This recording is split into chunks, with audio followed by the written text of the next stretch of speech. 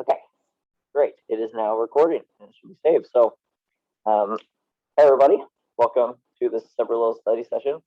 We have a bit smaller group this time, but I imagine there'll probably be a lot of people watching this at some point. So we're just going to be going through the practice test solutions, just going through the practice test and kind of understanding these problems and knowing what's going on behind it. So I'm going to pull it up for reference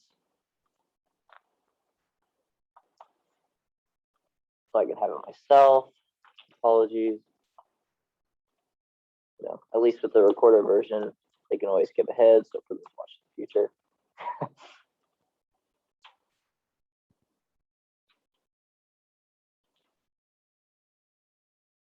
Get this up. Later. Can we just work our way down the practice test from the beginning? That's what I'm doing. Just straight through. Gotcha. We're going just straight through the practice test. Yeah, we're not going to be skipping around or anything this time. Just top to bottom, including the bonus. If we get to it in time, of course. I guess it depends how long the other ones take, but. I'm confident on some of it, except for some like really weird derivative ones, and everything from 2.9 and most of 2.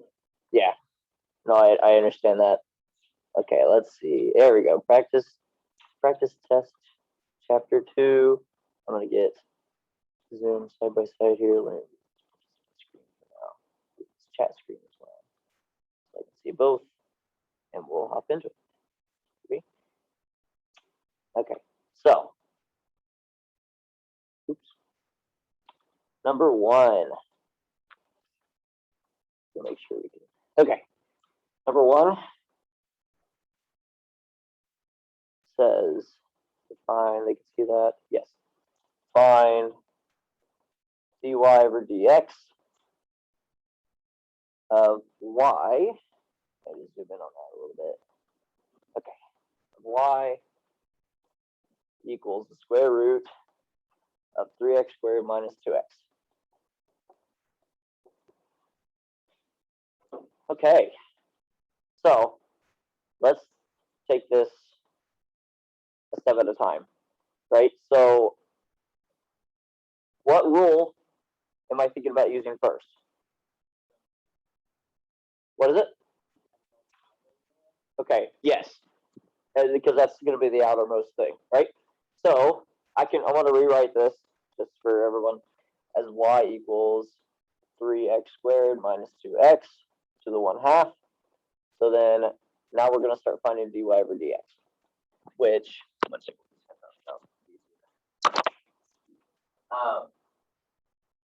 What's that? How do I start that off? What's that going to look like?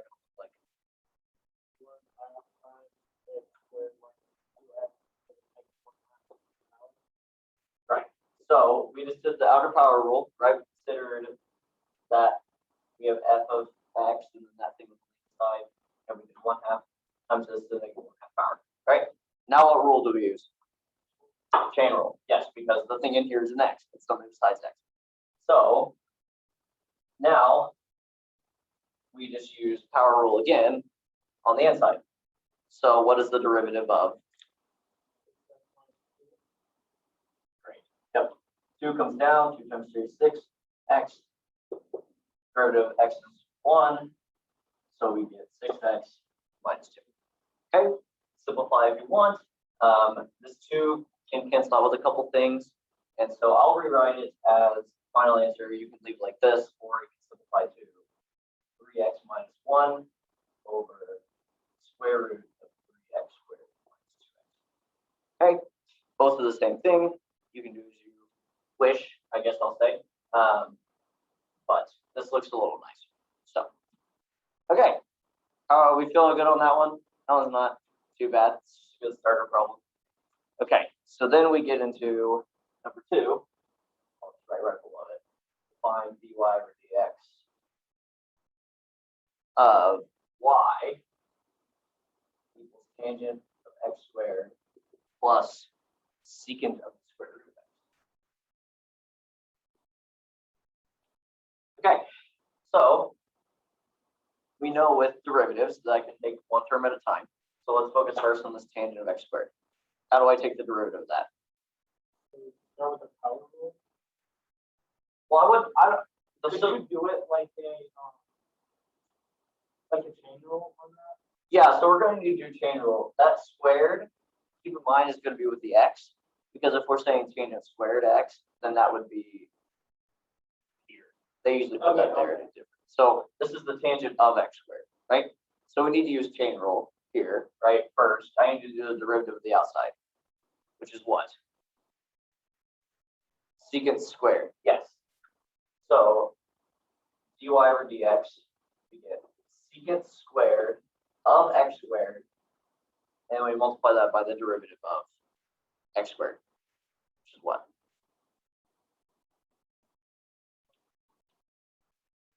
Two x. Okay.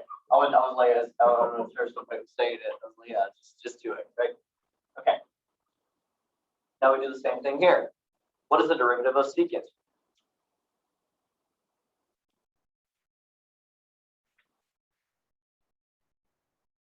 So we can, and that's going to be, now know that square root of x is going to go in both.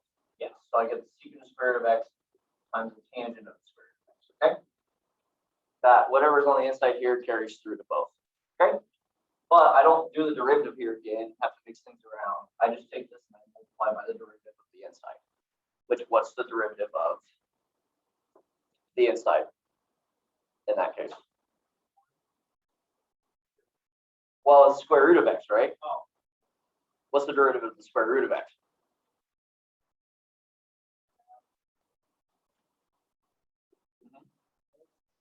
Yep. Yes. To the minus 1 half. Okay. Same reasoning, we can rewrite it. Get it. This one doesn't really have a simpler way to write it, because you have secant x squared and secant square root of x. You can't combine those, so it'd be better just to leave it like this. All right. Still tracking? We good? Yep. Okay. Just remember your derivatives of your trig derivatives. Those are the ones you definitely need to be memorizing. Okay. I'll check real quick on our Zoom group here. You guys good here on this problem? Am I good to erase it? Yeah. Okay. Great. Thank you.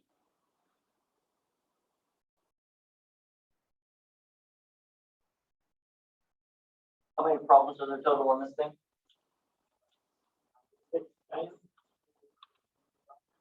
Okay. So we're about an eighth way through. See, we're doing good. No, we're not. Yeah, these don't. Okay. So now we need to find dy. So now number 3, we need to find dy over dx of y equals x squared x cubed. Oh yeah. Square root of x. Okay. What's the big rule I'm using here? Quotient rule. Okay. I have a question. Would it be harder for me to rewrite that? No, it wouldn't actually.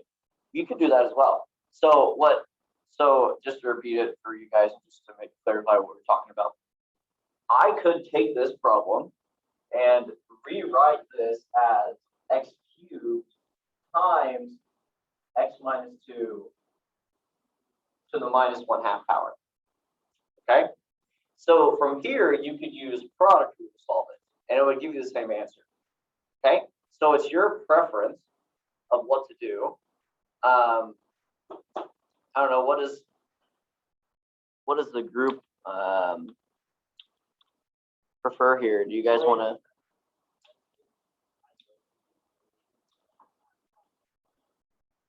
So with you having the square root over the x minus 2, the exponent will be -1.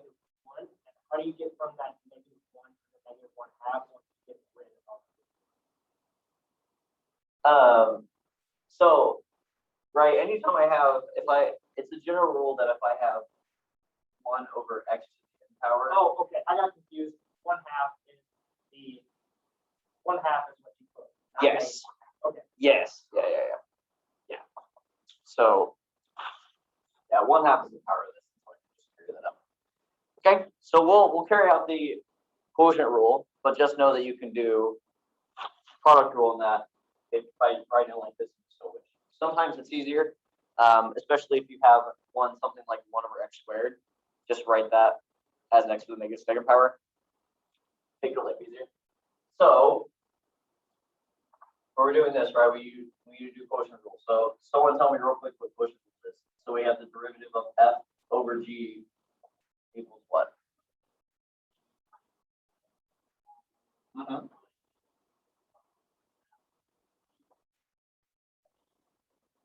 Exactly. So you can always flip around the f prime and the g's and here as you want, but make sure you have this first, the second have a minus, because otherwise your answers might get a little weird. So this is our quotient rule. So we're going to use that on our problem. So I have dy over dx equals, okay, what goes first? What's g?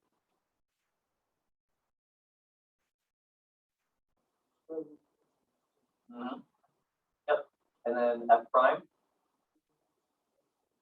times 3x squared. Yes, because it's the derivative of f minus f, which is just x cubed. Okay. What's the derivative of square root of x minus 2?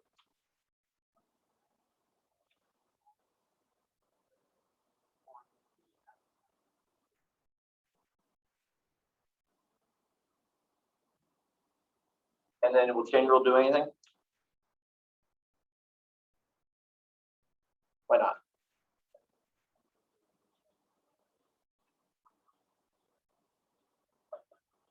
Yeah. So it just be 1. Exactly. So that's it. And that's again with there's been a square root, I think, in all these problems so far. You can write that as to the 1/2 power and then bring that down. And so we get this, and then this is all over the square root of x minus 2 squared, which is simply x minus 2. Okay. Now, of course, there is a little bit of room to, well, actually, in that case, it doesn't matter. Can you look at mine real quick? Yeah. This mine played out a little differently. Pretty sure it's the same thing. Let me see. Yeah. So you have 3x squared square root of x minus 2 minus. Yeah, that's good. Okay. That's the same thing. Yep. Gotcha. Yeah. So the important thing about I mean, it's intuitive with the domain of the function, but you can't put anything below. You can't put 2 or below into that, right? Because that would make that 0, but also would originally violate the domain. So we're assuming that everything's greater than 2. Okay. So I know sometimes when you have squares and square roots, it can be weird, but that's all. We can just leave it like that. Okay. There's plenty of room if you want to simplify this when you get to your test. I won't do it now, but you can always take the top and bottom. If you want to get rid of that negative exponent, you can just multiply by x minus 2 to the positive 1/2. And so that's going to make that simpler. You can multiply things out. I believe maybe the x cubed might simplify a little bit, but you'll get rid of that and then be 3/2. But that's not a necessity. That's just a bit of algebra work if you like to make it look nicer. Make things a little easier yourself. Cool. 4. Another derivative, but this one is a little different because we're finding dy over dx of the sine of xy equals x squared minus 1. Okay, so what's different about this one than the others?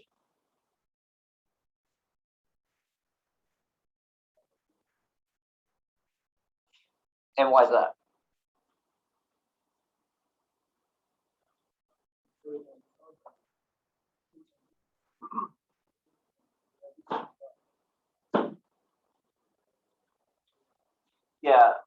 think I'm catching on. So just to repeat that, what you guys have basically said, and for you guys to hear it. The difference between this one and the ones we've done already is that there's a y on both sides, and we can't just solve for y in this case. So we're gonna have to. This is implicit. We're gonna have to do this implicitly. Get the derivative implicitly, which, as was said, we just need to solve for dy over dx by. Let's first take the derivative of this, right? So let's do that. So what is the, so first let's talk about the derivative of each side and we'll combine it together, okay? So if I'm doing the derivative of the sine of xy, okay? How am I going to do that?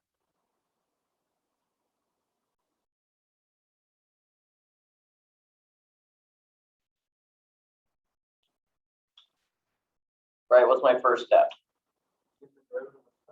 Yeah, so we're going to do the derivative of the outside. So what's the derivative of the sine? Cosine. And that's going to be cosine of xy. We leave that the same. And then we multiply by the derivative of the inside. Not quite. Partially. So y is a function of x, correct? Right, so I'll write y as this is f of x of some sort. And then x is a function of x. What rule do I have to use when I have two functions of x multiplied by each other? The product rule. Yes. So because I have x times y and y is a function of x, I have to use product rule. So I'm going to call, so I'll erase this real quick. I'm going to call x f, I'm going to call y g. Okay? So I'm going to take the derivative of f, which is 1, and I'll multiply that by g, y, plus f, which is x, times the derivative of g, which is, what's the derivative of y? dy over dx. Great. So that is the derivative of sine xy. Okay, the 1 can multiply, but that's essentially what you get there. Okay, what about the derivative of x squared minus y? Hold on.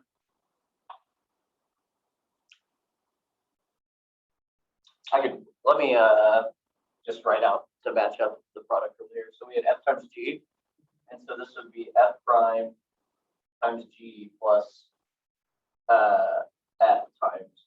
I think I did it in a slightly opposite order, just because when I see x, all I did is that one first. But So only x. So only x prime would equal 1. yes, G prime would not equal 1. well, it's when you take the derivative of y. I mean, you would think about it being 1, but y is a function of x, right? So then you have to think about doing like chain rule. So then that's where the dy over dx. So let me show you an example to kind of help that make sense. If I'm doing the derivative of y squared with respect to x, and y is a function of x, right? What is the derivative of y squared? So we're going to get 2y, so I would do the derivative as normal, okay? But y is a function of x, right? So there's a function inside that square. Oh, so it'd be 1. Okay. Leaving out the 1 is just basically. Right, yeah, so it's Okay. 1 times dy over dx, yeah. Yeah, sorry, I forgot about that invisible one. Those invisible ones get you sometimes. I'm coming to realize it's a big, yeah. So yeah, there's a 1 there from the y. Cool. So now what's the derivative of x squared minus y?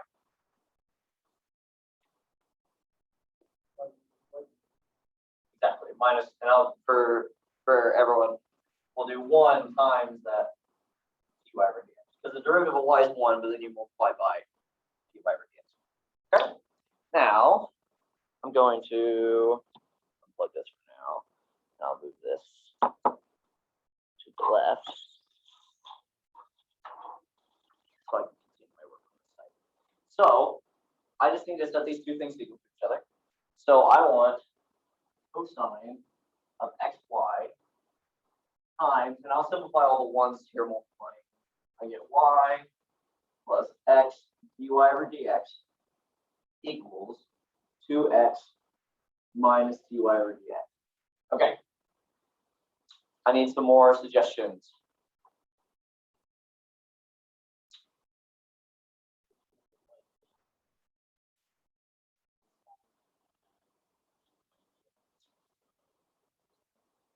Yeah, so what was just said, we need to distribute this cosine first.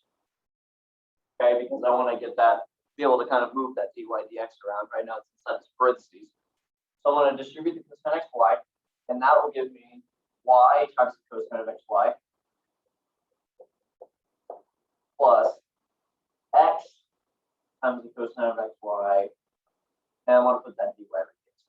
Remember that multiplication is a commutative thing, so you can move the numbers around as our variables as needed. And this is equal to 2x minus dy over dx.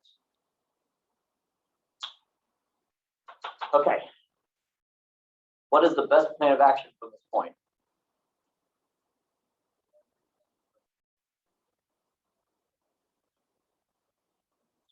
Okay, so we need to move everything to one side, right? Which side are you going to move all the dy dx to? To move to the left side?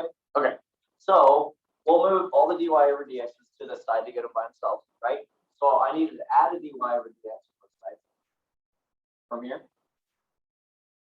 But also I want to move everything that's not to the other side, which in this case would be this guy. So I'm going to subtract y cosine of xy for both sides. And that's going to leave us with x cosine xy dy over dx plus dy over dx equals 2x minus y cosine xy. Okay, so let's finish this out. The reason we wanted to get a dy over dx on the same side is so we could factor it out. So we're going to take that dy over dx term and factor it out. What's going to be left when I do that?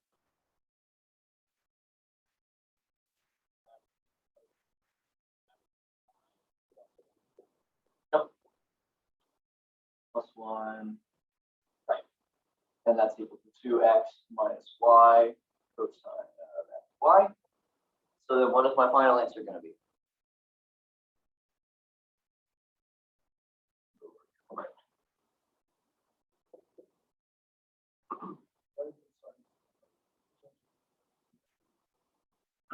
Right, exactly. So I'm going to take this side, I'm going to take 2x minus y times the cosine of xy and divide it by x cosine of xy plus 1.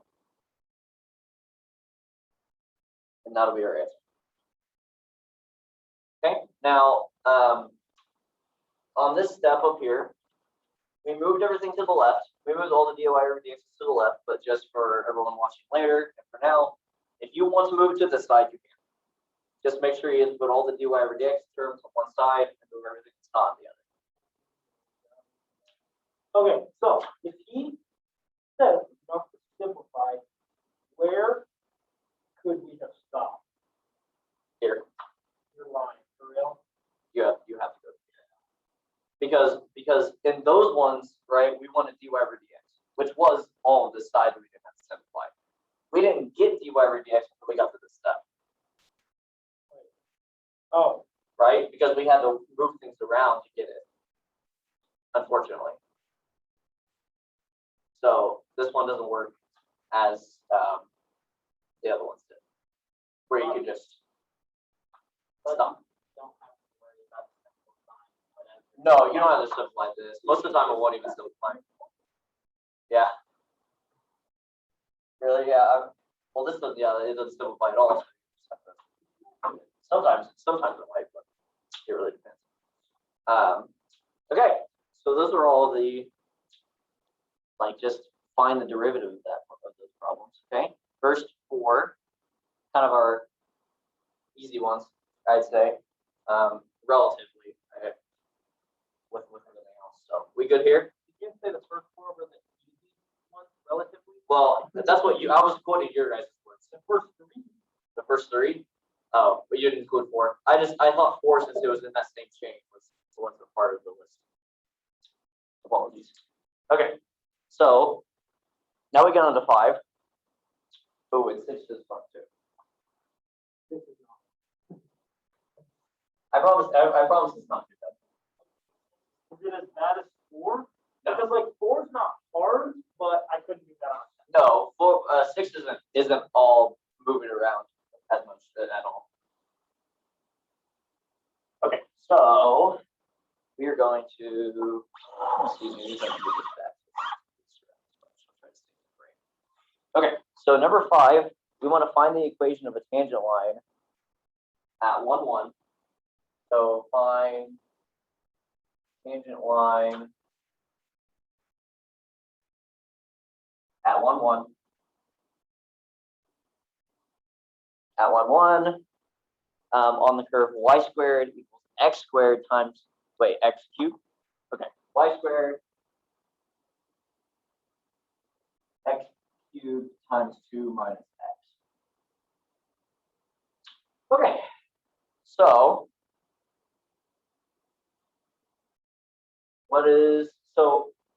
this one seems a bit implicit, but it's really not too bad. And you'll see why. So we could take the square root and solve that, but I think it might just be better just to take the derivative here. Okay?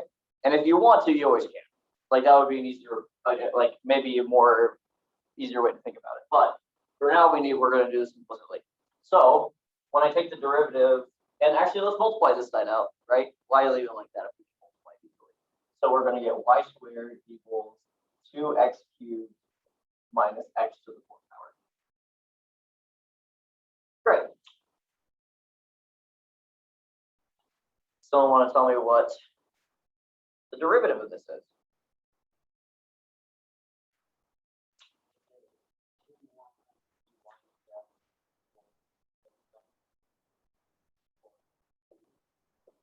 Exactly. Nope.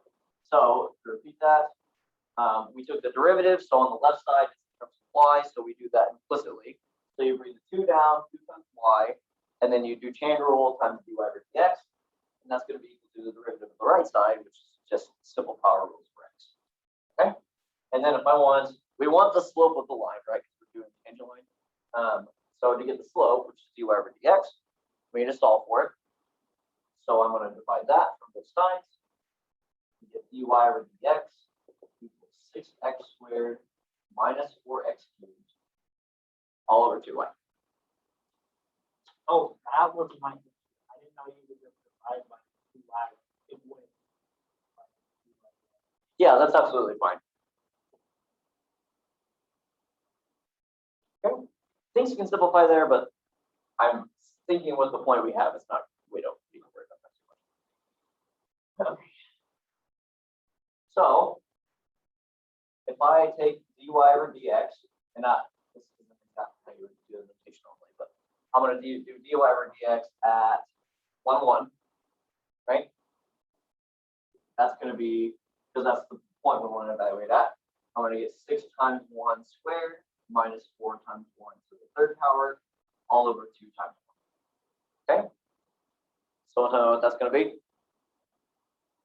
Just 1. Yes. Because 6 minus 4 divided by 2, simply 1. So a pretty easy slope. And a pretty easy point as well. Really didn't end up being too bad. So now that I have the slope, which is 1, and I have the point, what do I plug that into? Point slope form. Yes. You can solve this using slope intercept form if you want, but the easiest way is just to plug it into the point slope form, which I'll write on the board of an equation. So I'm going to assume you're given a slope m and a point xo yo, or x naught y naught. And so the equation becomes y minus y naught equals m times x minus x naught. You know, I mean, You could do it other ways, but I think this is the best way, 'cause why not? Okay. So anyway, you're welcome. I'll be here all night. So we're going to plug in our slope and our points now, right? So our slope was 1, and our point was 1, 1, 1. So I'm going to get y minus 1 equals 1 times x minus 1. If it's all one, it's such a y equals x. Yes. Yes, it is. Because 1 times that would just be, we get y minus 1 equals x minus 1. Add 1 to both sides. So the tangent line to that curve at 1, 1 is just, yeah, it's y. But you're not No. Absolutely. If you decided to leave it here, that would still be right. Okay. The statement there was just that if you simplify it, but no, this is perfectly fine. You did the work. You got it. I mean, if I were you, I don't know why you'd leave a slope of 1 just hanging there and not like do anything with it, but it still would be right. So no problem there. Cool. Not too bad. Once again, don't be afraid, especially like considering the points, since one's positive. You could take the square root of that and still get the right thing, but I think it would be a lot more work for the derivative than doing it explicitly. Okay. I'll leave it up for a second as I will start talking about this next one. So this next question on the practice test says define a second degree polynomial. And we'll get into the conditions that it gives, right? But what is a second degree polynomial? What do we call that? Right, it's a quadratic, right? That's the term we normally use for it. So I'll raise it down. So remember, whenever we're plugging into like the quadratic formula, for example, what is the basic equation that we use? That's like we use for the quadratic formula.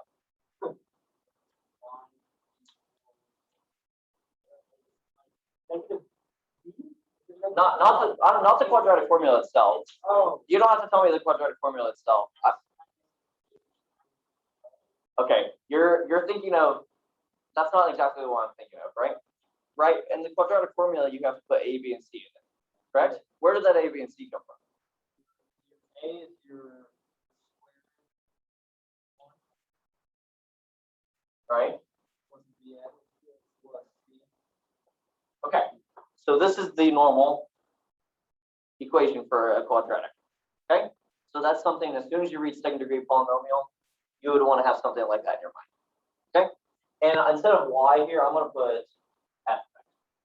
Okay, same idea, but we're using function stuff here, so we'll talk about that. Okay, so we're given 3 conditions, which is that f of 1 equals 4, f prime of 1 is 0, and f double prime of 1 is 2. So seems like we're going to need the first and second derivative. So how do I get the first and second derivative of this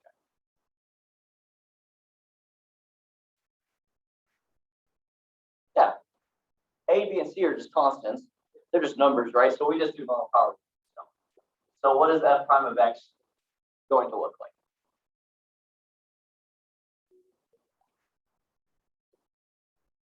Awesome. Yeah. So that's good. What about f double prime of x? 2x. Great. So those are our first, second, or the function and its first and second derivative, right? So this one seems like it's really easy to work with, right? It's just f of x is 2a, right? So I'm told, right, first, that I want f double prime of 1 to be equal to what? To be equal to 2, right? Yes. Okay. From here, right, so I'll do a little arrow. From using this equation, I would get that f double prime of 1 equals 2a, right? Because it would always be 2a, it's just a constant. It's just a flat line. Okay? So if I want f double prime of 1 to be 2, What does A have to be? Exactly. So another way to say that is, since I know these two things need to be equal, I can set 2A equal to 2, which would then say that A equals 1. Okay. So there's the first one knocked out. A equals 1, right? So I'm going to use that real quick to rewrite f prime of x. So f prime of x now, using A equals 1, is what?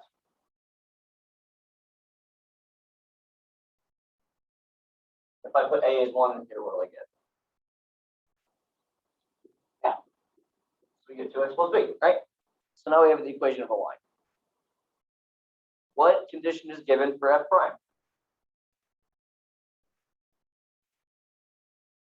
Yes.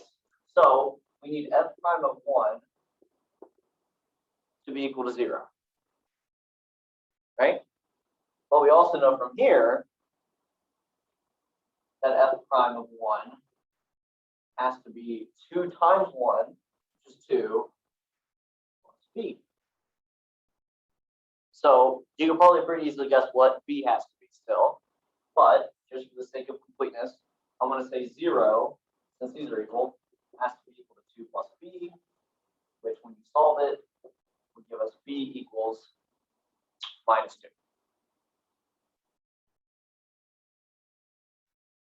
Okay? Any questions on that? Or are we clear there? Okay? Cool. Yes. Yeah, feel free to come up if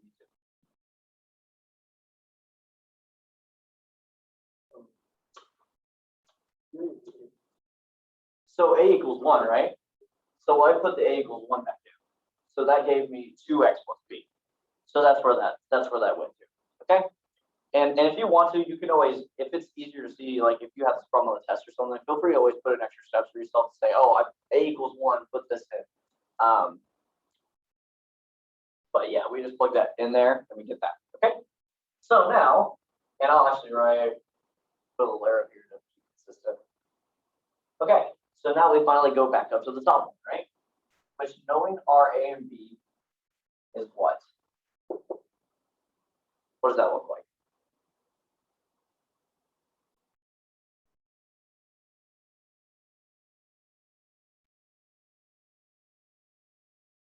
Right? We get A equals 1. So we get x squared.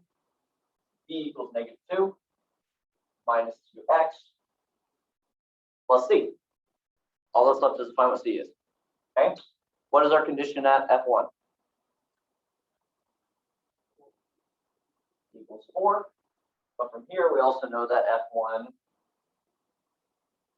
is equal to 4, or sorry, my bad, 1 squared minus 2 times 1 plus c. Okay, now these need to be equal to each other.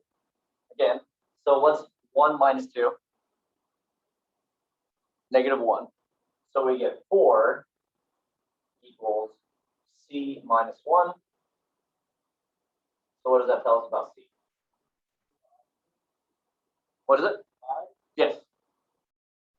So c has to be 5. Okay? So in the end, our final answer is going to be f of x equals ax squared, which a is 1, plus bx, where b is -2, plus c, which is 5. I like these ones. What? I like these ones. Like this one? I've never done one before. I like it. Yeah. It's fun, isn't it? It's cool to see how you can get someone to line up like that. Yeah.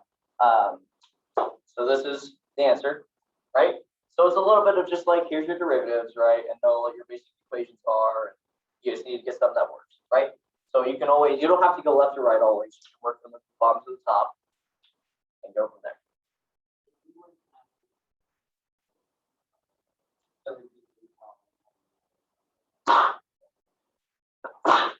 I doubt it. Just because, I mean, while you could do a third derivative, it's not like you've really done that very often in homework or something. So I would doubt it. I doubt that you feel that. We got someone else coming in to the room. Make sure there's no. Hello. Can you hear me? Yes. Okay, great. I can hear you now as well. Perfect. That's what we need. Okay. So we just went through, and I have this recorded so you can watch that part later, but I just went through problems 1 through 6. And now we're moving on to problem number 7. Okay. Which takes us back. It says find the definition, find the derivative using the definition. Takes us back to 2.1 or 2.2. So up down again, just in case.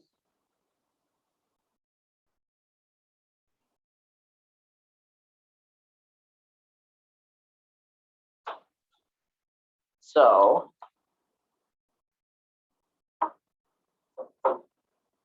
it's funny. Number 8 is exactly like the one I did in class today for both sections. So you should be familiar with that one a little bit. Okay. So we're want to find dy over dx of y is the square root of 2 minus x, or x minus 2, my bad.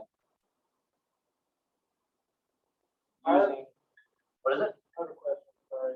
Uh-huh. Okay, so Esther said that there are always like easier ways to keep like the how do you know which one's easier?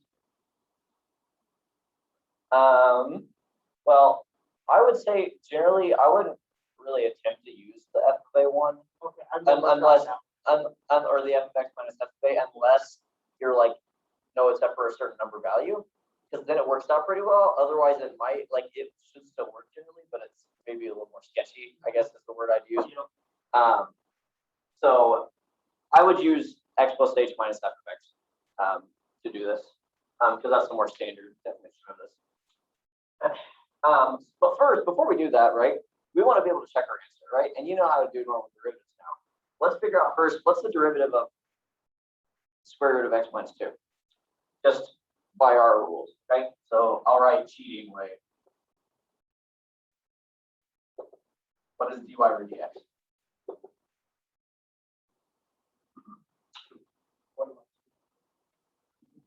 So we get 1 over 2, which bringing the power down, times what?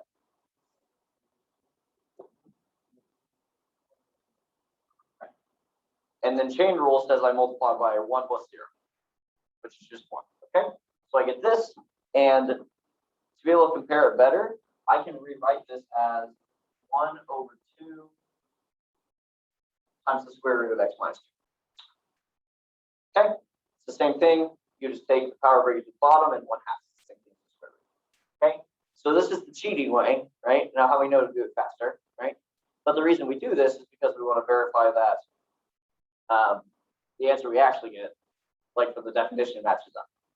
So now, actual way.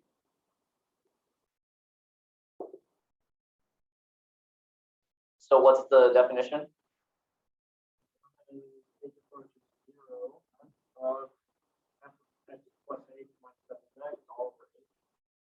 Awesome. Okay. Which f and x in this case is the square root of x minus 2. So if I plug that in, what is my what is this? What's it going to look like? Would it be easier to make it x minus 2 to 1/2? You could. It doesn't really change the problem too much. So it might actually be easier to leave it as a square root because it'll be more something you can recognize in your mind. Gotcha. So this is the definition of the derivative. And so we're going to take our function, right, which is y, we'll call it f of x in this case, and I'm going to put it in, right? So remember, if I'm doing f of x plus h, this is not, you do not do f of x and then add h to it, right? I take x plus h and I put it in for the x. So I end up getting the square root of x plus h minus 2 in place of x minus the square root of x minus 2 all over h. Just like that.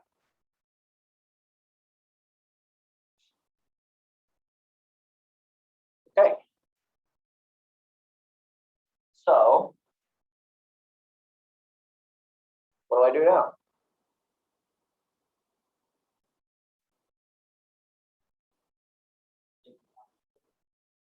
Take the conjugate. Okay, so that's right. We're going to be taking the conjugate of this, and it's not because, oh, it's a square root one, I just know I have to do a conjugate, which means part of it that's true, but it's because that will allow us to take care of both of those square roots at one time. Okay, so by the conjugate, we mean multiplying the top and bottom by square root of x plus h minus 2, and then instead of a minus, we're going to have a plus in between the two. Square root of x minus 2. And that's all divided by the same exact thing. So just up it down. Okay. And I'll put this in parentheses. Okay. What is left on the top?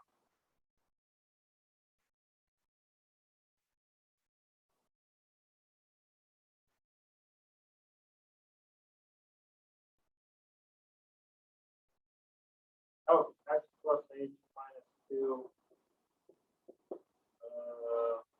minus x minus 2. Right. So it's nice to put that in parentheses, right? I'm subtracting this thing. Okay, so I need to do minus x minus 2. And then that's all divided by h times this, which is the square root of x plus h minus 2 plus the square root of x minus 2. Okay. So I'm going to write this just slightly above. But when I distribute that negative, I'm going to get minus x and plus 2. Right? So what is that minus x and that plus 2 going to do for me? Yeah, so minus x and minus x cancel, minus 2 plus 2 cancel. This is going to leave me with the limit as h approaches 0. I want to make sure that people of h over h times the square root of x plus h minus 2 plus the square root of x plus 2. Okay, what's going to happen? H is canceled out. Bang, bang, they're gone. Put a 1 here. Don't just make that a 0 because that's not how it works. So we're left with the limit as h approaches 0 of 1 over what's left on the bottom, which is simply the square root of x plus h minus 2 plus the square root of x minus 2. Make sure they can still, yes. Cool. Okay. Can I put an h? Yes, we can. There's no problem now. I'll just put it right in.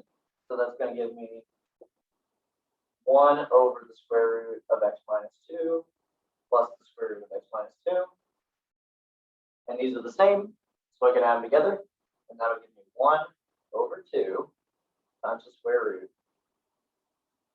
of x minus 2.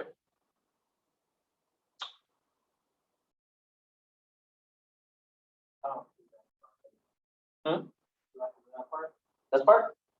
Well, you don't have to. I did, like, you could technically just, as long as you plug in the h, but these are the same thing. So you can add them together. And mostly I did that because when we did our cheating way, that's the answer we got. So you can see that both are the same.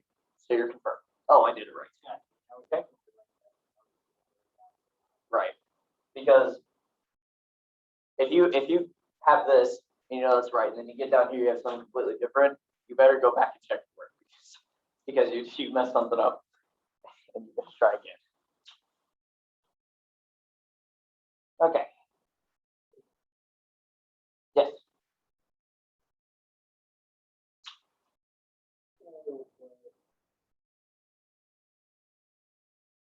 Where did that h go? Here? Oh. Oh, here. Yeah. So we could plug in h. Oh, we right? plugged in. Got it. Yeah.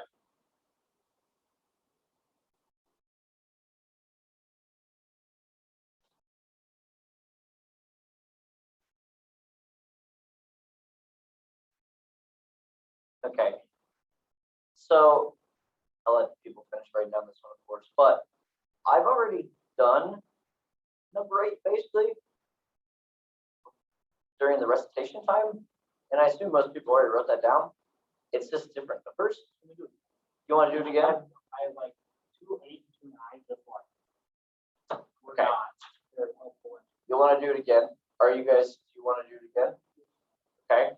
I'll ask on here. Zoom people, would you like to do number 8 again, or number 8 this time? I guess it's not the same problem, but I'd like to see a yes or a no, guys, if possible. John said it doesn't matter to him. Everyone else is dead. Okay, great. Okay, oh, we got another one. I'm fine either way. Okay. We will, so what I'm going to do probably is I will go through it, just run through it again, but probably a little bit faster. So we just have time to make sure to get through everything else. So, top to bottom.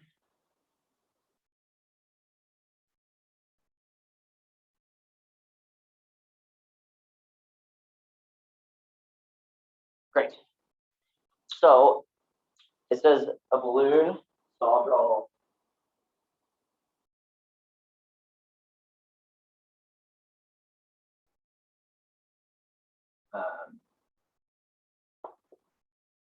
Surprise face on this balloon. It's very shocked. And it's rising at a constant rate of 4 feet per second. Okay. And then a boy is cycling down the straight road at a speed of 10 feet per second. So then we have, I don't want to make it, I'll make him like a little bit older.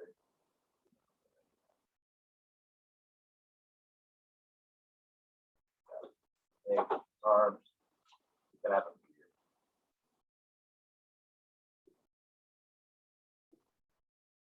And he's also surprised. Okay, he's riding on his bike. And Not as good of a bike as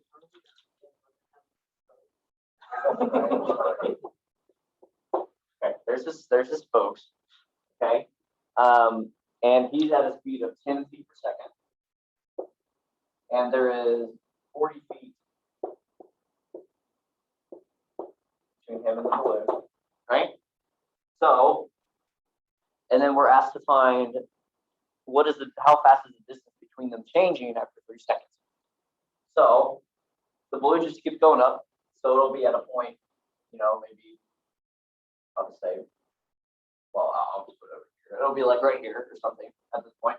And then the boy's going to be over here at 3 seconds, right? So then we get that the distance between them is essentially the hypotenuse of a triangle. Looking a little bit like this. Okay, so there's our system here. Here's what we got. We can name things if we want. So last time we did, we'll do C. This is side C for cycling, and we'll call this side B for balloon, and we'll call this, I think we use Y maybe. That's fine. Side Y for that hypotenuse. You can put distance too, but it's going to get confusing having the derivative of d with respect, d. It just gets weird. So we have y, right? And so what formula can I use to relate these 3 sides of the triangle? Yes. So we use Pythagorean theorem, which tells us that x, b squared in this case plus c squared equals y squared, because these are the 2 legs, and that's the hypotenuse. Okay. Another way I can write this, since they're all positive, is that y is the square root of b squared plus c squared. Something tells me that'll help us a little more. Okay. Now I need to know what b and c are exactly. I know dv over dt, which is 4 feet per second. And I know dc over dt, which is 10 feet per second. So how do I find, what is the equation for B? How do I find the distance that B has traveled? Yes. So if the d over dt is the rate at which the balloon is rising, he's riding a bike,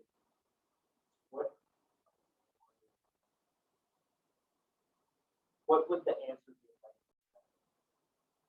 You mean the final answer? Yeah. It's going to be in feet per second as well, because it's still a length, right? So it's So is changing. that dy over dt? Is that a rate? Yeah. Well, this is why dy over dt will be a rate itself. So that would that be the answer? Yeah, that would be the answer. It's dy over dt. It's the change in that length every second. Okay. So how do I find the equation of B? Right? I'm starting from, so I'm going to call this my 0, 0 point here, right? We're starting from this point, which is where the balloon is up at 40 feet. And then every second it adds 4 more feet up. So I'm going to do 40 plus 4 times t. Okay? And I'll call this t. And because it's a function of t. And then c of t, we just start on the ground. So we're not up or not to the right a certain distance. Consider that a starting point. So that is going to be just simply 10 times t. Okay?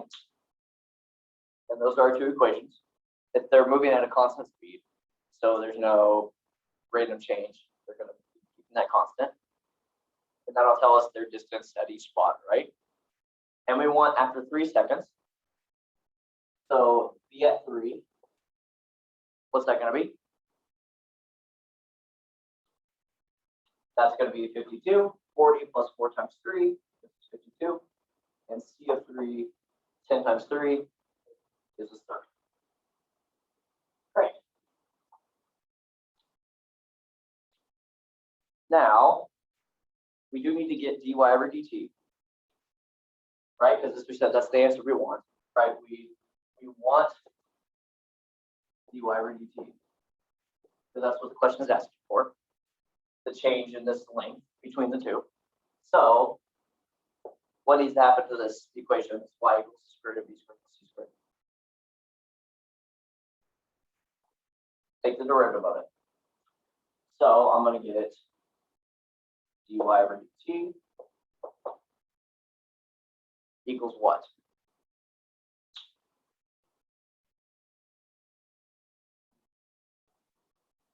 One half. Yep. Bring that down. Times the inside. B squared plus c squared. Negative 1/2 power. And then we need to multiply by the derivative of the inside, which b and c are both functions of t. So they will have to have a, dv over dt, dt over dt. And so what's that going to look like?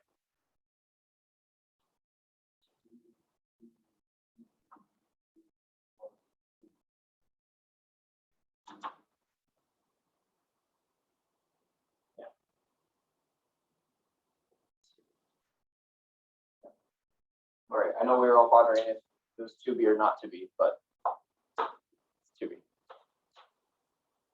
So you're welcome. I want to keep this interesting. So anyway, we got this here, and now you just plug in your numbers, right? So this is really just math work, right? I mean, I can put everything in. I don't know. I don't really feel like I need to work through this necessarily. At this step, we just have all the things, so you just plug them in. I can put in the numbers if you want to, but I just feel like that'll be a bit of. Do I know what the answer is supposed to be? I can check for you real quick. What was your question? Oh, just like put the numbers in? I don't see why you. On this one.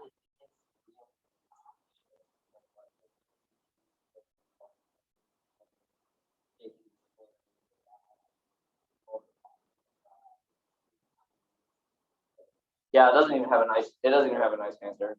Yeah, you can. You feel free to just leave it. If you want to just plug in the numbers and leave it like that, then that's fine. But we do know BC, which is a big takeaway. All right.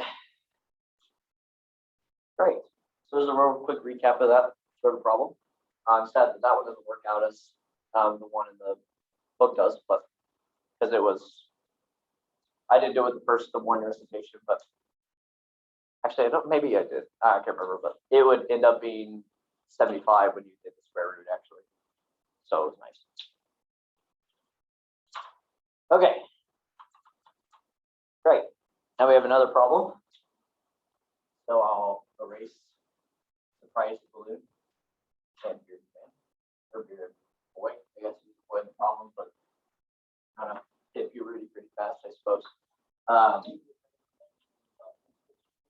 What? Oh, Benjamin Button. Yeah, that's true. Maybe that was Benjamin Button. Like, we don't know. I erased it, so I don't really care to evaluate supposedly anymore. Okay. The radius of a sphere. Okay. So I'll write R sphere is determined to be, or is measured to be 10 inches with the maximum possible error.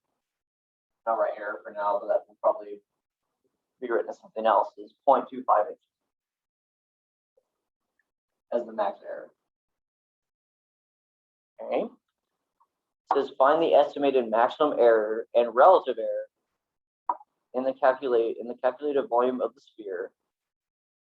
Okay. And it gives you the volume of the sphere. So we want to find max error and relative. What does that mean? So, well, max error, you're taking basically the max error of the radius, and then you're kind of putting that into the equation of the volume. Doing like plugging in 10.25 and then plugging in 9.75 and then subtracting the value that you get from plugging 10.25 in third.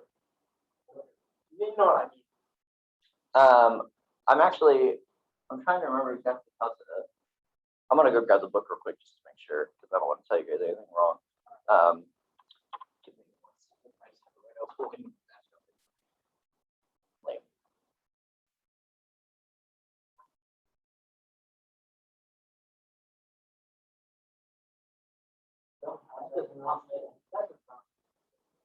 No, it really doesn't, but I do feel like it ends up doing something like the volume of 10, that 10.25 track. Yeah. But, you know, it's whatever over actual. Right?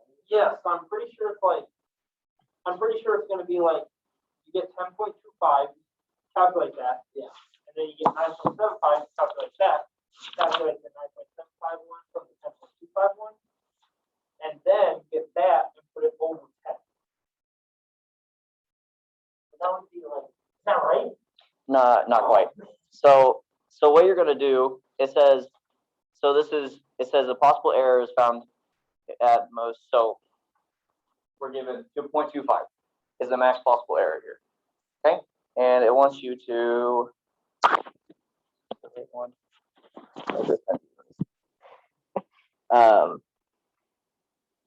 So what it wants you to do, right? This is the section about differentials, correct? So what we're going to do, right, is we're going to treat that error term as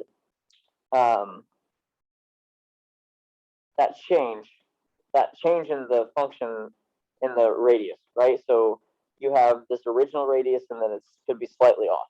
Okay, so I'm going to call this 0.25 inches.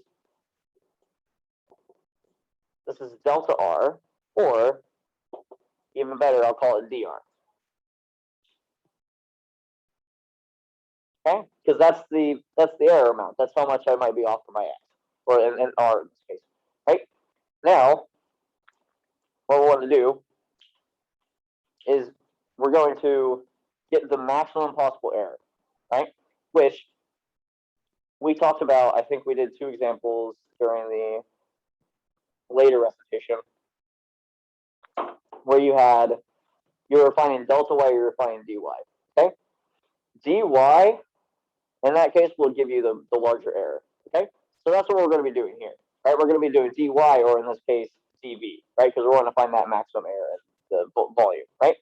So we're talking about a sphere. and the volume of a sphere is, and it gives you this on the practice test, is 4/3 pi r cubed. Okay? So I'm wanting to find the max error of this, right? And this is going to be with respect to r, right? Because r is the x in this case, right? So what's the derivative of v? With respect to r?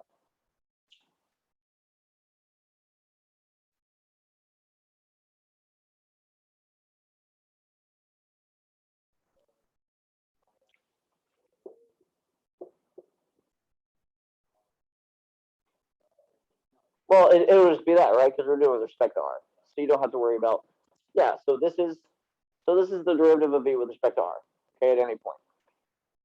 Now, we don't only need to use this as a derivative, but we can use this as understanding errors and how they relate to each other, right? We have our dr, right, which is this 0.25, and I'm going to multiply this dr up to this side. So I'm going to get that dv equals 4 pi r squared dr. So the maximum area of the volume, or the maximum error of the volume, is given by this equation. 4 pi r squared dr, right? Now, funny enough, just a fun little tidbit while I'll let everybody get stuff written down, wherever. This is the surface area, right, of the sphere. So if you integrate not integrate, my bad, that's a little bit, okay, the derivative of a volume is the surface area. Fun fact. I almost used the I'm sorry, I teach Calc 2 all the time as well. What happens when you get on the test, right? Mhm. And it asks me for something like this and does not give me the formula. Well, I would expect in most cases he would give you the formula. Okay. Yes. Because there's I would have never gotten a point. I would expect you to get like he would give you it. And if you're not, then like it'd be the volume of a cube, which is just one side cube. Like that's hopefully one that you'd be able to remember. So yeah, but all we're doing in this problem is we're using dv and dr stuff. We're using these differentials because those show us that change, right? And this will give us the maximum. Okay, so I take the derivative of v, and then I multiply dr over, and now we find dv, because that's going to be our max error for v. So I do 4 times pi times r squared, so we get 10 squared. Did you go back to what you just said? What's going to be the max value for what? This dv is the maximum error for volume, just as dr, huh? For the volume in general, yes, based on the error of the radius. The max error. Yeah, then we need to plug in the 0.25 for the dr, right? Oh, so, okay, that's what I was. Sorry, this is 0.25 inches. So this is the max error of the volume based on the max error of the radius that you're given, which is the 0.25, right? So that 0.25 range makes the dv all the bigger. Okay, so this one's not too bad to calculate. I think you'd get 100 here. That would make this 25, and then 25 times 4 is 100. So you just get 100 pi. A little big, but that's dv, right? That's really how much you can range based on how small you change that radius. Okay, so the final step is to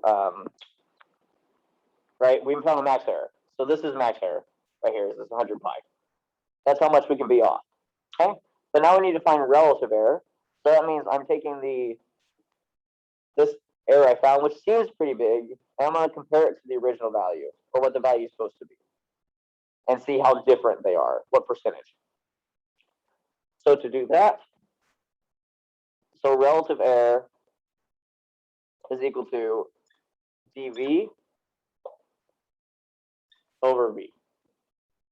So I take the change in v over what v is supposed to be, right? Which we can calculate what v is supposed to be from this equation, the 4/3 pi r cubed. So let's find that real quick.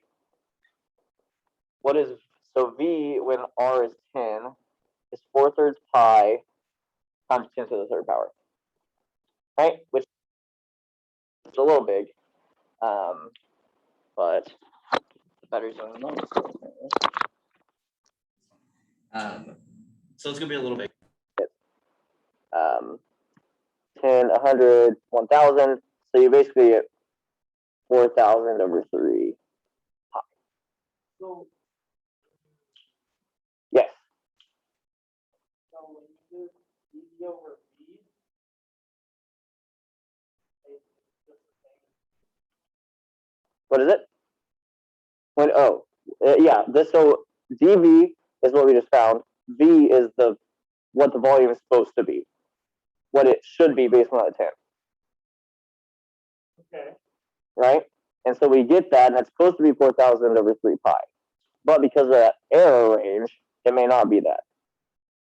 And so we have to see what that dV is doing relatively, right? So I'm going to take that 100 pi then and divide it by 4,000 over 3 pi, right? The pi's will cancel. Then that 3 can come up if you want. So this is going to be 300 over 4,000 or 3/40 or whatever the decimal of that is, right? And this is, so that's the relative error, right? So that's saying that if your radius has a max error of 0.25, then it's possible that your volume could be off by a whole 3/40 of its amount. Yeah, absolutely. Back that here. Oh, hold on. Sorry. This is, I probably shouldn't have written this like this. This is the same thing as 100 pi. Sorry, everybody. Pi over 3. So then the word still stays the same, but I just wrote it in the wrong place. So then this would be the pi's cancel out. We get 300 over 4,000. 340. Right? So this came from the volume, right? I got this volume value, which was 4,000 over 3 pi. And then I plugged the 100 pi I found for dV, and I plugged 4,000 over 3 pi for V in here.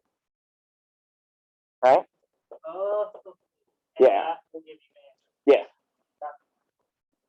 Yep. So yeah, it follows from here. Sorry, I didn't mean to connect it to this guy.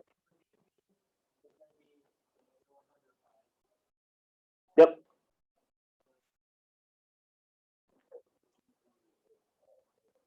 Yes. Mm-hmm. Yep. And so this might be, you can express this as like a percentage. If you change it to decimal, you're going to be about this much percent off from the volume, or 3/40 of a fraction. Okay, so when you encounter a problem like that, that's what's happening. Okay, you're wanting to use your derivative to move your little differentials around and find the right answer. Okay, I'll let everyone have the chance to write that. I'm gonna look at the next problem. Okay. Number 10. So right, we will, this one, hopefully we can get through some other ones that won't take too long. And then we'll be ready. Okay, so the next one is asked us to find a limit. Hey, that's a little problem. Remember the last test? Right. So we're going to be taking the limit as x approaches 0 of the sine of 4x over the sine of 6x. Okay. There's two crucial limits I need you guys to remember when you're taking this test. Okay? Limit number 1. And I'm going to substitute with a letter to help us a little bit here. If I have the limit as x of u approaches 0, sine u over u, u can be anything. It's going to be 0. Okay? And if I have the limit as u approaches 0 of 1 minus the cosine of u over u, this is 1. Or sorry, I have those flipped, don't I? This should be 1, and the other one should be 0. That's right. So these are two just standard limits that we need to familiarize ourselves with.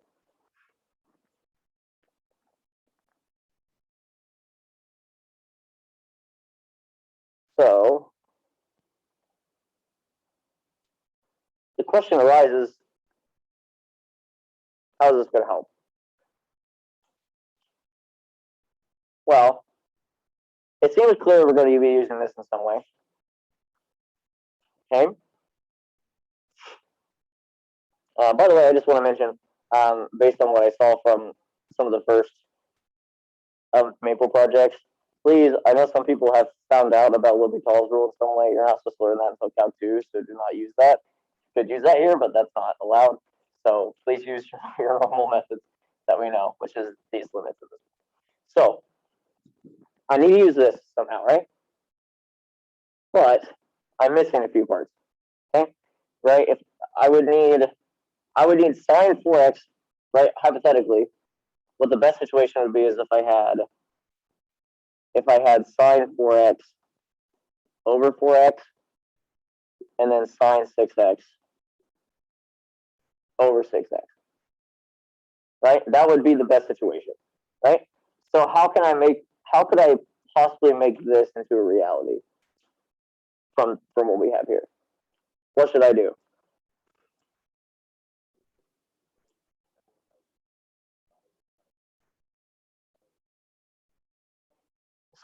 So we will yes.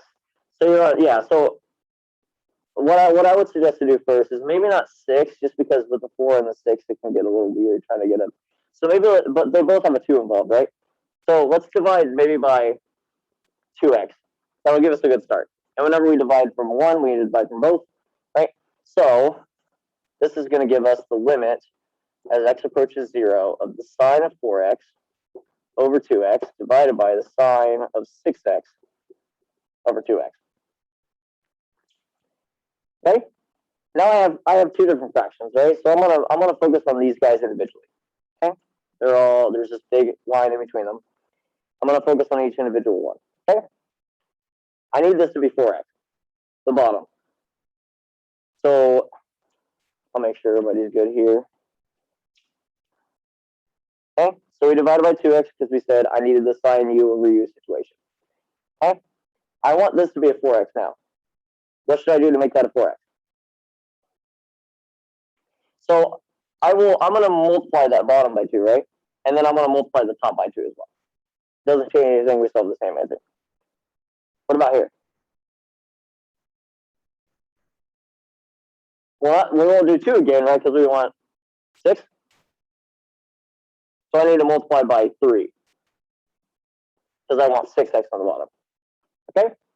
So I'm going to get the limit as x approaches 0 of 2 times the sine of 4x over 4x and 3 times the sine of 6x over 6x. Okay? We still have the same exact problem from the beginning, right? What we had, we just have made some little changes to make it more something familiar to us. Yes? So you can put the divide the top and the top right. As long as you do the same thing to the top and bottom. Because it's just like if I multiplied, 2 over 2, like I did, right? That's still 1. If I divide the same thing from the top and bottom, if I divided 2 from the top and bottom, that's the same thing as doing 1/2 over 1/2. What about how you multiply the top by 2 and bottom by 2? Well, those are 2 separate fractions, right? Now, we had 2 separate fractions at that point, and so that would still be the same fraction, right?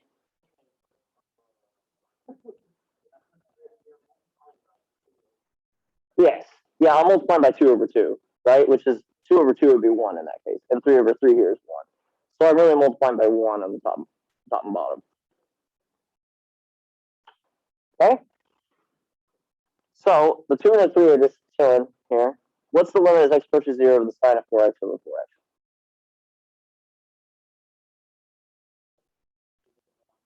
One. Right, so it would be 2. Yes. So I get 2 times 1, because the limit as x approaches 0 of sine of 4x over 4x is 1. What about on the bottom? 3 times 1. The limit as x approaches 0 of sine 6 over 6x is 1 as well. So we just get 2 over 3, which would be our final answer. Wait a second. What? Would, if it was set up like this, would that always just be a Yeah. That's how it would actually, that's the pattern.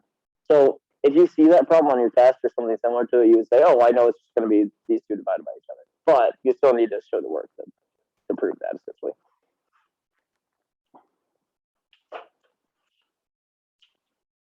Cool. You would more likely get something like this than the one with the cosine, but the one with cosine will still pop up. So please do not just ignore it. Okay. 11, 12, and 13 are all attached to the same problem, which is great. Okay. So it says a particle moves on a vertical line so that its coordinate at time t is, so we should be able to move through this one really quickly. Y equals t cubed, correct, t cubed, right? That's it, minus 12t. Wait a second, this looks familiar. Is this the one we did? Oh, you're good. I have a key as well, so if you guys need to head out before me, I can walk up. I think this is the same one we did. Yeah, and it's the same. It's the same exact questions too. Can I? It's literally the same one. Do I need to do that again?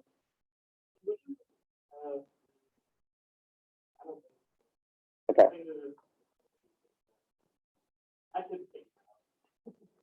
Yeah. I think for the sake of time, we'll probably, yeah, just skip that because it's literally the same problem. Just follow that process, and it will be the same even if it wasn't this exactly. So just familiarize yourself with the path, and it'll come through. But I was like, wow, that looks very familiar. So the particle,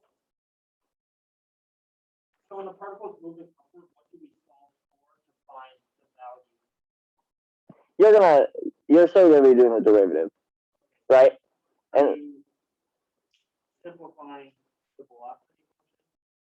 are you saying to move when it's to find when it's moving upward? Yes. You're gonna be taking velocity and seeing when it's positive, when it's negative. Great. That took out 3 problems. That's fancy. Okay, so now we get on to another 2.8 problem. So, that's not, oh wait, it looks like there's a message. Can you just cancel and reduce? Oh, sorry, I didn't see your answer, but I'm assuming you may mean in with something similar Isaac said with the 4 over 6. You still need to prove that, and sine can't cancel out that way technically. Generally, that's not proper. Like if there are just numbers in front, you can divide them, but since it's a function, I can't just divide sine by sine and just leave the 4x to the 6x because it wouldn't work that way. Yeah, no problem. Okay, so a lighthouse is 4 kilometers from the nearest point P. So I'll put the lighthouse here. Where's the lighthouse? Oh wait, no, not like that. I'll see you somehow. Maybe look, yeah, and it's got a big light on top of it. Maybe. There you go. That's more rounded. Lighthouse. It's got some big windows. Well, actually, no, the light would be. I don't know what's on the top. Anyway, there's a lighthouse, and it looks like a candy cane sort of thing. Okay, and here's point P on a straight shoreline, and it says the light revolves 3 revolutions per minute. And the light is shining on the shore. The light revolves 3 revolutions. So that's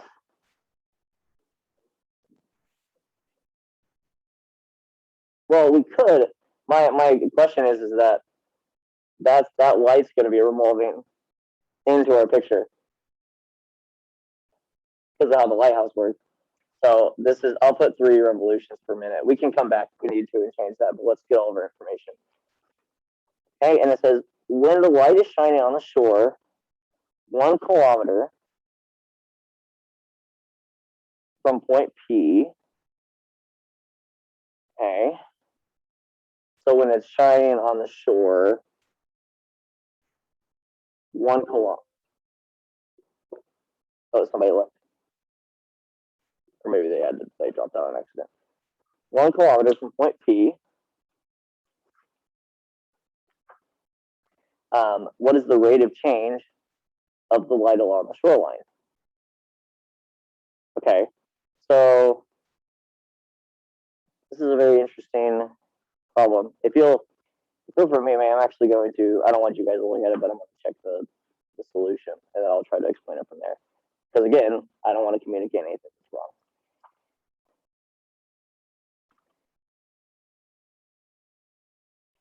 Oh, and it just gives the answers. That's sad.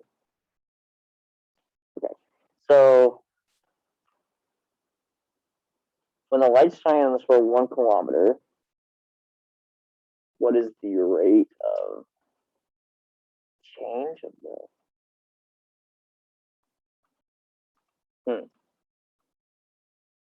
I'll admit I'm a little confused by the question. In the notes? Okay. Would I be able to take a look at it? And I can try to decipher what's happening. Yeah. So it's like this one.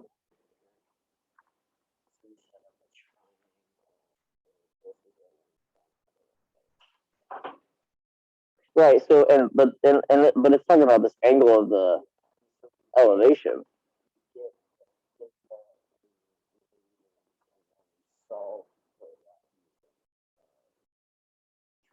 Right, and that makes sense. So I guess that means what we're going to have to do is assume that this is not a normal lighthouse, and assume that the angle it's talking about is here potentially, right? Or maybe, well, it says it's 1 kilometer away from.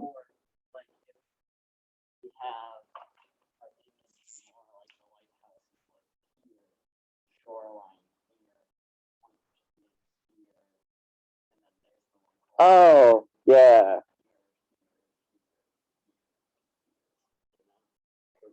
And so when it's shining 1 kilometer from, oh, okay, that actually, okay. Well, dang, yeah, I always try to look at it from this triangular perspective, but yeah, I might. Okay, so I'm gonna redraw, okay, and look at this from another perspective because this perspective is very hard to see it from. So what we're gonna do instead is I'm gonna have my lighthouse here, have the point P, and the light is rotating at 3 revolutions per minute. And then we're talking about when it's shining, and I guess that would be 1 kilometer away from P here, that direction. Yes, and we don't know what this length is. We aren't given that. Oh, 4 kilometers. We do know. Yes, but we don't know this. Yes, we don't know the hypotenuse for that. And it says, what is the rate of change of the light along the shoreline? So I'm assuming that's this. probably the rate of change of this side then, right? Okay. So, right, so that's our given information, okay? We have this angle, theta, right? Which we can use to relate a bit of the information here as needed. So, let's see what we want to do. We're going to find, so I'll call this, I don't know, I'll just call it K or something. That'll be fine. So that's K. And we want to find dk over dt. Right, we want dk over dt. So let's think about how things are related to each other, right? So this 3 revolutions per minute, as we were just talking about, I'm going to convert this into radians because that's easier to work with. So, and we'll do per second probably. I mean, we could keep it for a minute. We don't have to. Right. We'll do, yeah, so we can leave it per minute. So how do I convert 3 revolutions per minute to radians per minute?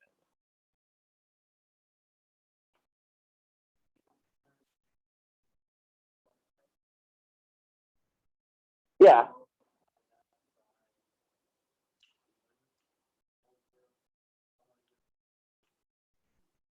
No, Pi over 180, yes. To shortcut that, yes, that's absolutely right. You can also, there's 2 pi radians for every 1 revolution, right? Because that's 1 full circle. So this is the same thing as 6 pi radians per minute. And what is this value? Like what, in terms of symbols, what is that? Yes. So this is the change in the angle over time. Right? So I'm good. I have a key I can lock up. Oh, you're good. So we have d theta over dt. That might be helpful. Cool. This 4 is always going to stay the same. So that might be useful. I don't know why. And this distance also changes. Right? So I'll call that x. Right? That's something that's changing over time. Okay? So I might plug that in later, but I'm going to keep that as it is, right? So we have a triangle.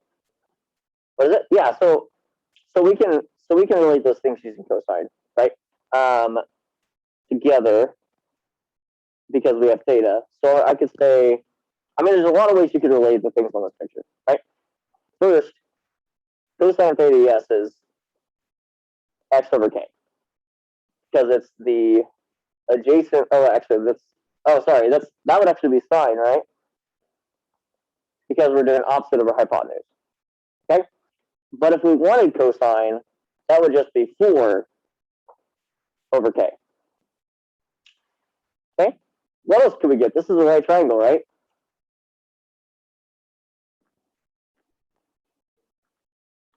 We can do tangent, right? That's true. So I'll write that with these. Might figure out which one's the most practical for our situation. What is it? Yeah, we can use the k. So I'm going to get tangent of theta is the same thing as, what would that be? Opposite over j, so x over 4. So maybe that might be helpful as well. We'll see. I can lock up. Huh? Yep. making sure you didn't need anything wrong. No, that's good. Yeah, you too, Cameron. See ya. So I get this, right? Or I have Pythagorean theorem, which tells me that 4 squared plus x squared equals k squared. I have so many possibilities here, right? But we need to recall what we know and what we want, right? So I know,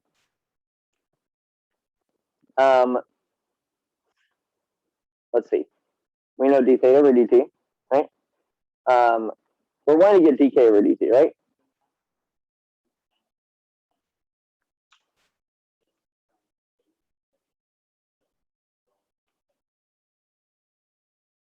Okay, here.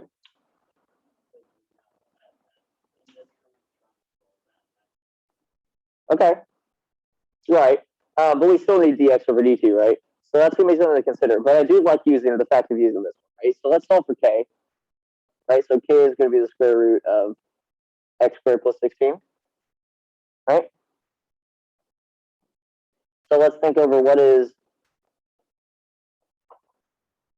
dk over dt gonna be. So wait, is it side on? Well, this one seems easier to, instead of having to worry.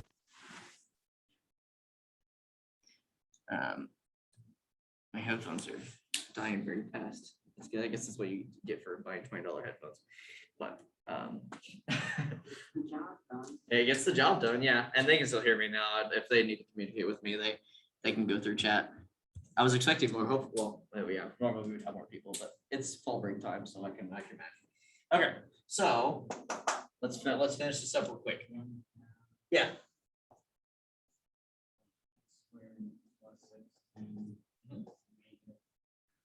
To the negative 1/2. Yep. Right? And then that's going to be multiplied by dx over dt. So I need to figure out something about that dx over dt. And the best way to do that is by coming up here. Right? We want to somehow relate we could get theta. Yeah, pretty easily. Do we want to, we could go ahead and, well, actually.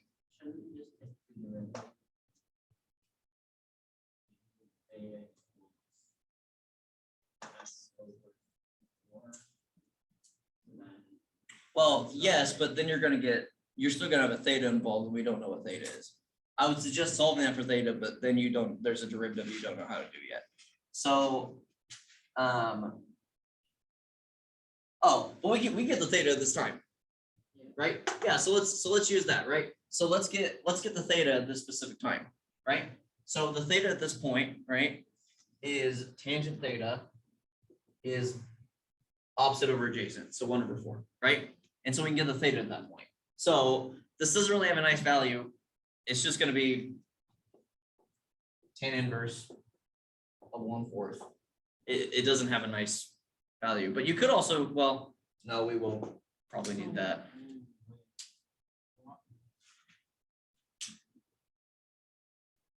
Why do we need this whole thing? Because we need dx over dt, right? And so the next method, right, because I want to solve for dk over dt, and I'd prefer not to use these ones that have k in it again. So I'm going to try to use this so I can get something for dx over dt, right? So let's go ahead and take the derivative of this real quick. So if I take the derivative of tangent theta, I get what?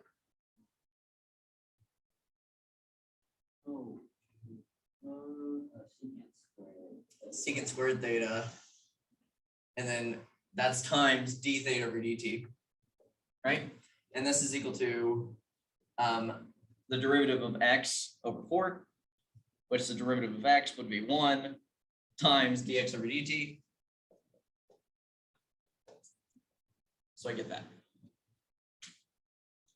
Okay. So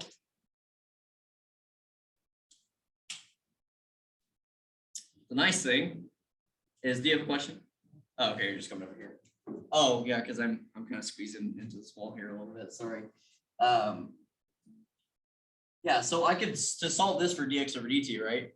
I can just move the 4 over here. So I'm going to get dx over dt equals 4 secant squared theta d theta over dt. Right now, here comes the pain of, well, what's secant squared going to be? And you can do this a lot of ways. You know, you could try to, if you want to leave it gross, you could just plug this in for the theta up here and leave it. Another suggestion would be to, you could get k for the triangle, right? It's because we have our two sides, so I could get 1 squared plus 4 squared, which is 17, right? So then k would be the square root of 17. And then you remember that the secant of any triangle is the hypotenuse over the adjacent side. So then I could just take square root of 17 over 4.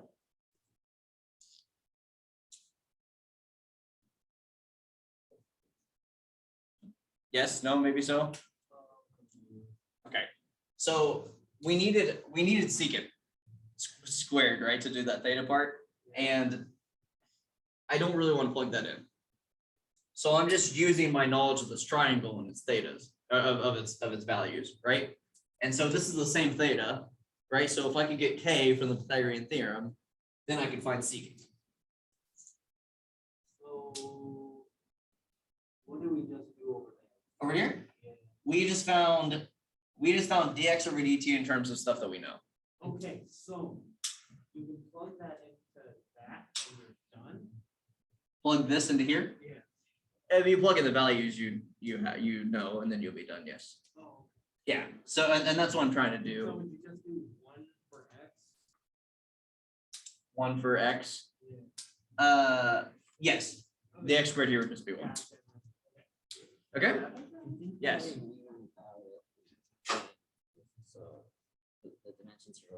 Yes.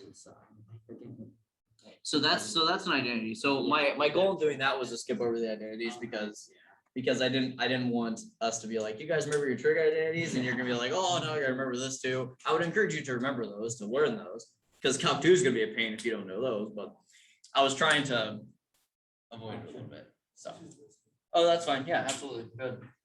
But yeah, you just plug in from there. Wait, Yes. we don't have. So that's us trying to find the theta dt. Wait. We have the theta over dt, right? That's the 6 pi over radians per minute. Yeah. Got it. So we have that. We have everything we need to get this problem at this point. And we have over the amount of equations we need to relate things to each other. So that's the thing. If you can find a plethora of equations for your problem, like you shouldn't have any issue of eventually relating things together.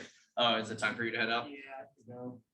Well, that's fine. We got through 14 of them, and we'll probably get to the last 2 here. I don't know why we won't, or last 3, I guess. But And then it's gonna be on Canvas. yeah, I'm gonna post it on Canvas. Okay. Yeah, no problem. Oh, it all this has been good. There's a lot of words on number 15, huh? Oh, yeah. It's not that bad. He's just explaining everything though. Okay, so number 15. I'm gonna make sure there's no comments here. Nope. Okay, chance. See ya. Okay. So.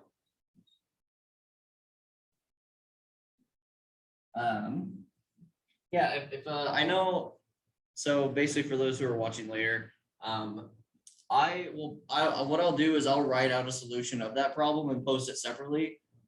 So, you don't have to worry about, oh, I didn't completely get it. Okay. So if you're watching this and you're like, well, I didn't even follow the end. I got lost. I'm here for you. I'll get it.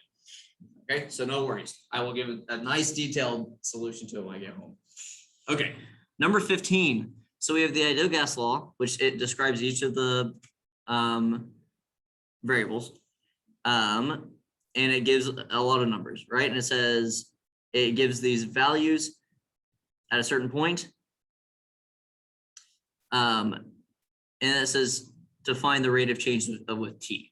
Okay, so I'm going to write out down the equation it gives us, which is that PV equals nRT.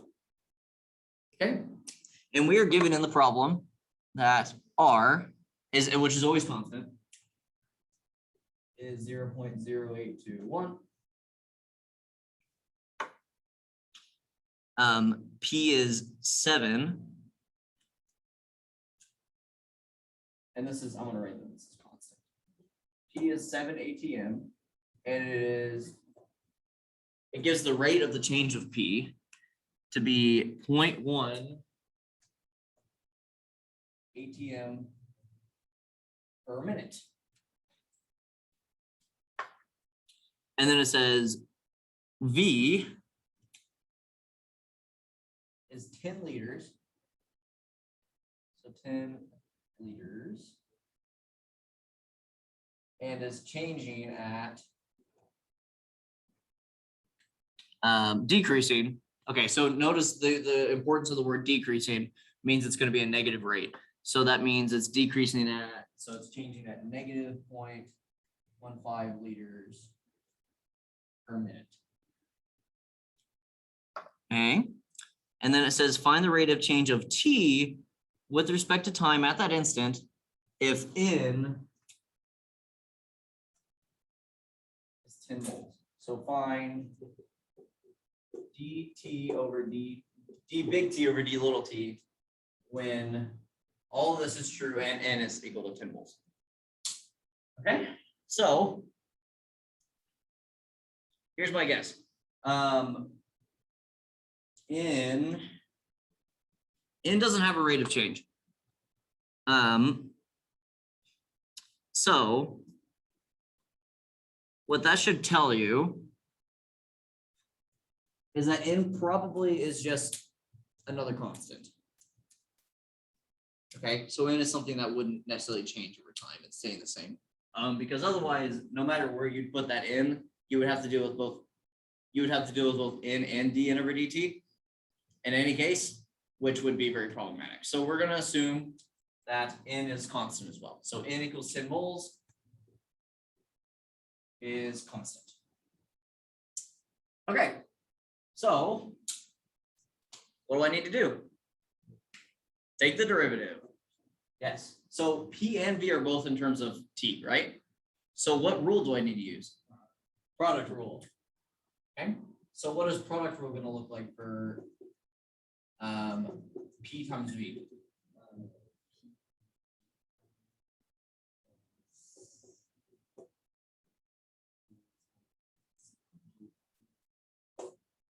Okay, exactly. So we have P times the derivative of V plus V times the derivative of P. Okay, that's our normal product rule. That's what we've gotten used to. That's what's going to happen. Okay, and this is equivalent to the right-hand side. Now, what's the derivative of the right-hand side? If n and r are both constants.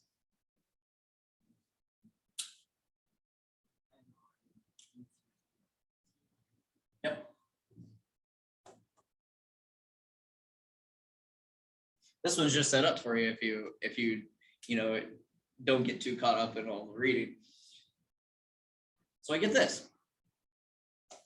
Okay. How do I solve for dt over dt?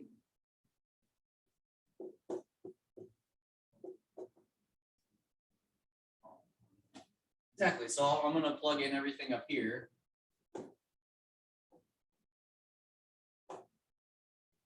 And then divide it by nr.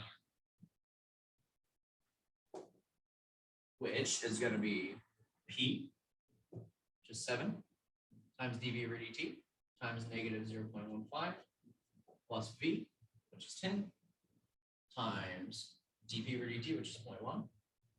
And that's all over 10 times 0.0821. Now, guess what? Because it's 0.0821, good luck trying to simplify that any farther. You really can't. In this scenario, but this is it. That's how much the time and you'll notice if you did it a little bit, I think that the top would be negative, so I think it might be decreasing. I could be wrong on that, but I'm pretty sure that 0.15 and the 0.1 would interact a little bit.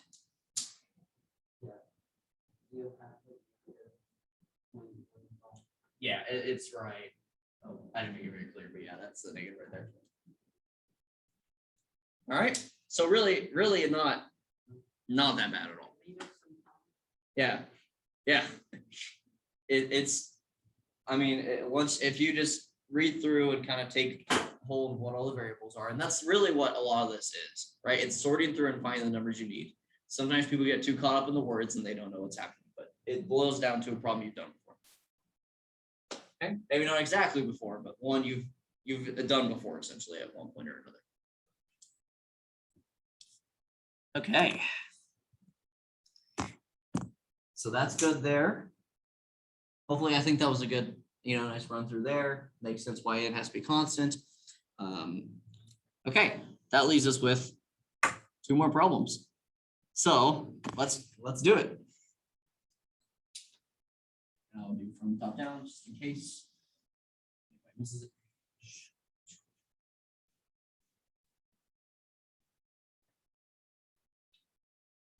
Okay. One side of a right triangle is known to be 20 centimeters long, and the opposite angle is measured to be 30 degrees, with a possible error of plus or minus 1. Find the estimated maximum error in computing the length of the hypotenuse. What is the percentage error? So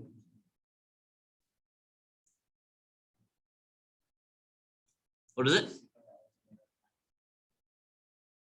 The relative.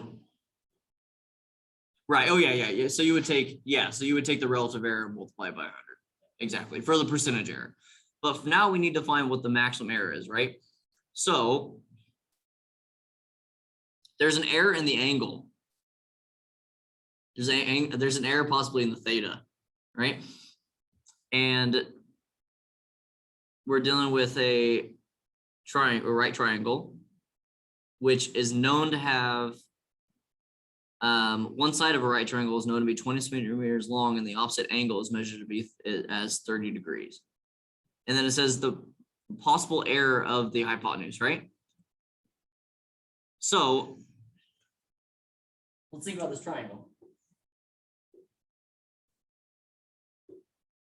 So we want it to be 30 degrees, of course, and the opposite side we want to be is 20, right? It says that, and that should always be 20, right? Now we're wanting to understand what's happening with h, this hypotenuse. Okay, so and of course this theta could potentially change, right? Because it has an error in it.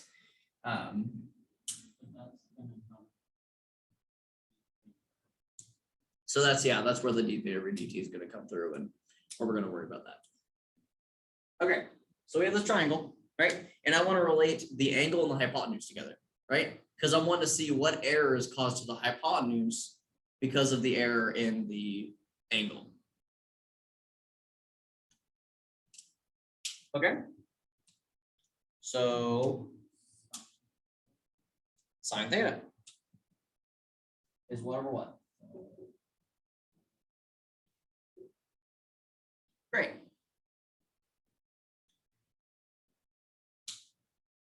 Now what? Yeah, and I would recommend you take the derivative in this form because I think that'll be easier than the other case. Okay, so actually, we don't know h, do we? I mean, well, actually, I guess you could find what it's supposed to be.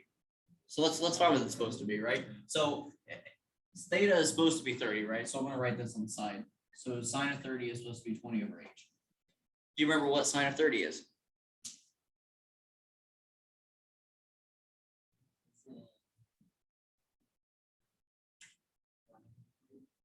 1 over 2, 1/2. Nice. So that's 20 over h.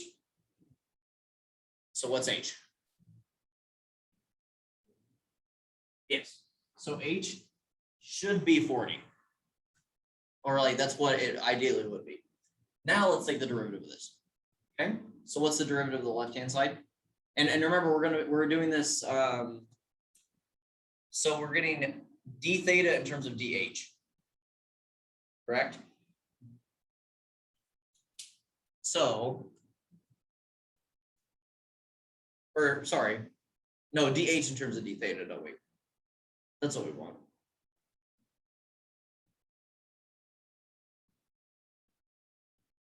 Because we want h to be the thing that we see the error in based on theta. So we need to get dh over d theta. Okay, so we're going to take the derivative of both sides. So what's the derivative of sine with respect to theta? Cosine theta. So I'm taking d over d theta on both sides. So I'm going to have cosine theta. Okay. Now, how do I take the derivative of this 20 over h? What is it? We can do quotient rule. I can also remember. Yeah, so this is the same thing as 20 times h to the negative first, which would be easier to write. So I'm going to take -1 times 20. And then h to the negative second power. Now remember, this is implicit, right? So we need to multiply by what? So dh over d theta, right? Remember what your variables are, right? So we're wanting to h in terms of theta. Okay, I can solve this for dh over d theta. And that's going to be, I can multiply an h squared on both sides, divide by a -20. I'm going to get dh over d theta is negative h squared cosine theta over 20. Okay. There's other ways you could have done that. If you wanted to solve this for h and then do it, that's fine. It's just sometimes with a quotient having a trig in there, it might be a little weird, but that's completely valid as well. Okay, our goal essentially is just to get dh over d theta, right? We know h and we know theta, and we want to get dh specifically, right?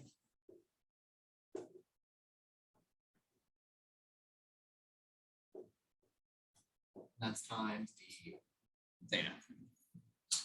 So just plug in. So we're going to get 40, -40 squared times the cosine of 30 degrees, or yeah, 30 degrees over 20. Now, here's the catch, right? Whenever we're using theta in this context, right? It's fine to put 30 degrees in here, right? But do we leave it in terms of degrees or do we need to put it in radians? We need to put it in radians. So I need to get plus or -1 in terms of radians, right? So the error, so dh is plus or -1 degrees, but I need to put that in terms of radians. So how would I do that? Or sorry. Exactly. So it's going to be, and this should just be plus. We go over the plus side. So this is going to be pi over 180. Okay. So a little, not the best, but it'll do. So with that all in mind, we just finish plugging in things, right? And then I need to make sure to multiply this. If I want to write 30 degrees as radians, what would that look like?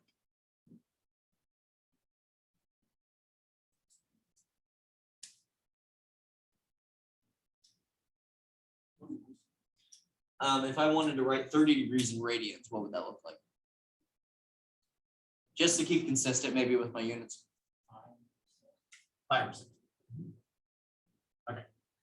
And that's times pi over 180. Now I will spare you because this computation will take a little bit, of course. So we won't worry about that now, right? And let's just talk about, again, this might be one that I don't know. I feel like I've been rushing through these last few problems, so I really might give something extra for these to help people out. I've got nothing to do tomorrow since it's fall break, so why not? But we get this, right? Now, if you want to get the percentage error, you're going to take dh and divide it by what h is supposed to be. Well, is what we found. So I'm gonna write relative error, and then I multiply that percentage, and I multiply that by 100. Okay, so I take the change in h over h, and I multiply it by 100, and that will give me something percent, or maybe more decimal places, but that's the idea. Okay, and that will tell you the percentage error there. So I wouldn't expect you to get one exactly like this on the test, just because most of the time there's no way that's going to line up in a way that's going to be nice. So, but possibly. So it's always good to practice.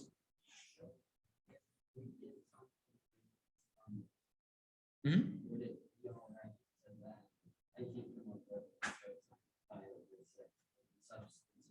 That value and that multiplied by to the numerator. Yes. Yeah. Yeah, that'd be fine. Absolutely. Yeah. That'd be good. Yeah, it would look a little gross, but you know, it's part of the process. So. Okay. Got the bonus problem still. You're free. I'll say you're free to go. You can head out whenever. I'm gonna do this for the sake of completeness. I figure if we're already here, we'll get it done. I want to feel accomplished that we got through it, even if the end was maybe a little sloppier. Yeah, a little bit less helpful potentially. But I still think that there's benefits to come from it. Maybe what my hope is that maybe by this point that people are grabbing onto the subjects enough that when it comes to those problems, they can be at a point where they're like, oh, I know the steps of what to do. Okay. Because your tests normally have how many problems on them? 16 problems? Are they usually the same degree as these ones?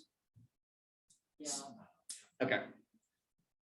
So I'm gonna definitely work through those problems again, but hopefully there's a step in the right direction. You want growth, right? Because I even think that sometimes if you don't understand the previous problems, then there's no way you're really gonna be able to get there. So work up, essentially. Okay.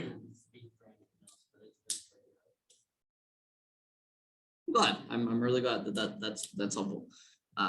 It's good to know that I want to be able to do this as often as I can. Okay. On a military watch. Okay, so we're the minute hand is 8 millimeters long and the hour hand is 4 millimeters long.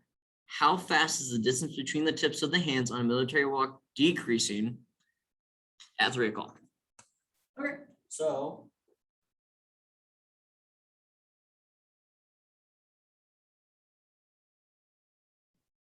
let's draw what's happening at 3 o'clock, right?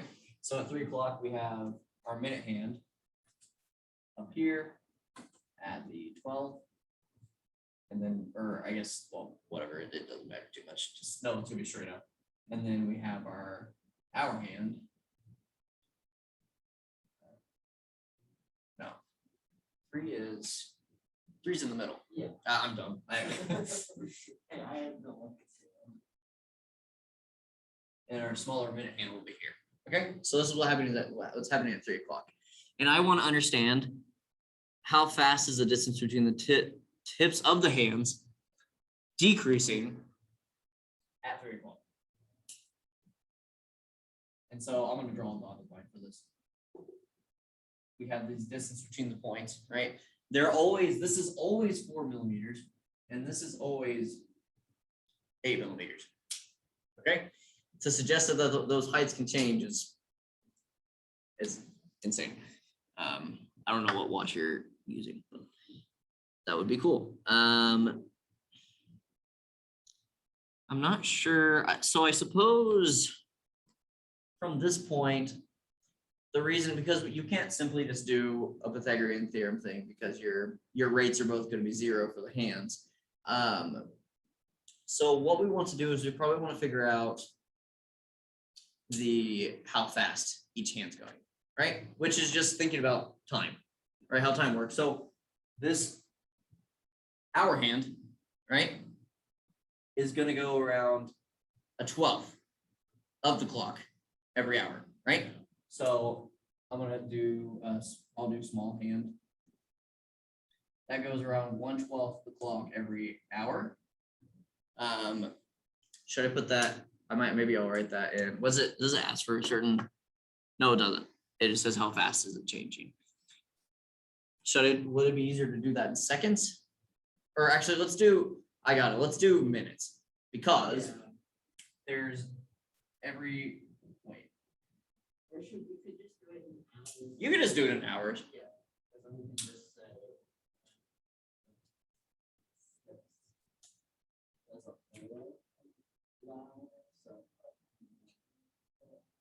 That's a photo.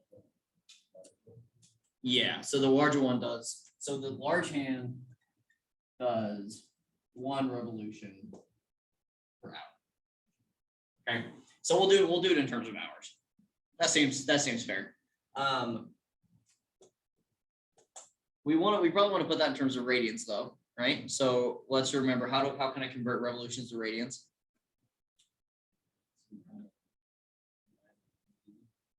Just one, Yeah. right? Because it's 1 revolution is 2 pi radians. Okay, so this is going to be pi over 6 radians per hour, and this is going to be 2 pi radians per hour. Cool. Okay, so we have some rates for their movement, right? And if we want to, not quite, because you still have to think about, so I mean, we know how fast these are rotating, and that's great, but the Pythagorean theorem still relies on the sides themselves, right? So what I need to do is I want to find, maybe not necessarily how fast these are rotating, but let's see maybe how,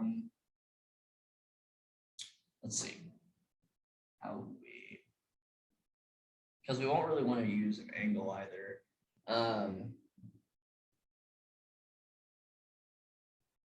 We could do the speed of, we could talk about the speeds of,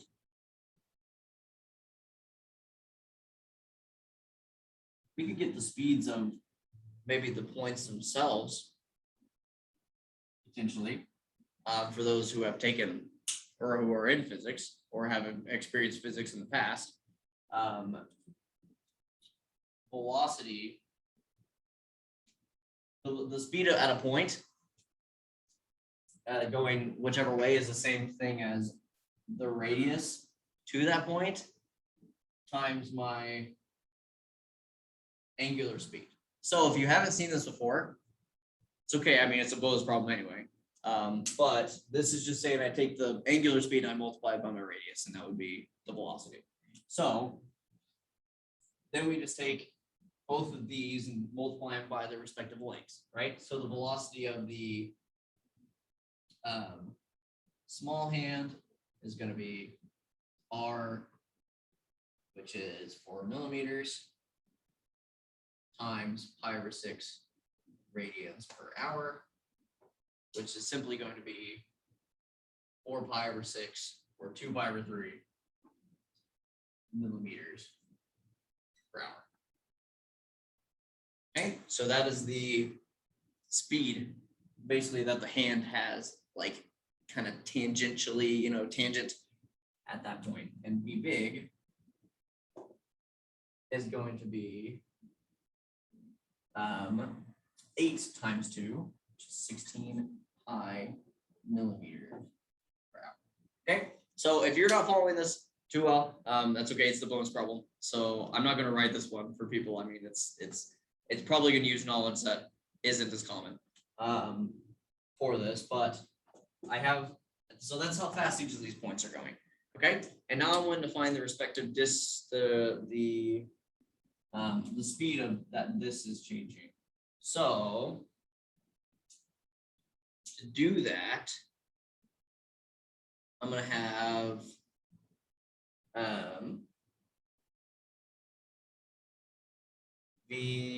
let's see. This is a little tough. This is a doofus. Could we find like theta thing, like tangent of theta is equal to what? Tangent of theta is equal to like Either 8 over 4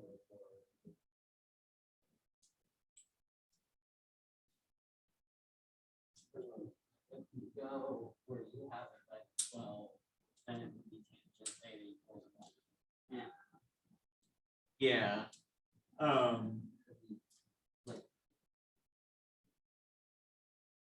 So and yeah, the issue is it's, I mean, you can't, it's kind of weird because you're saying the whole rotation, so it's a little odd. I would say 3 o'clock is probably the best point to do something like this, just because. So I'm gonna write this kind of on this side so people don't see it, so I can think about it a little bit. But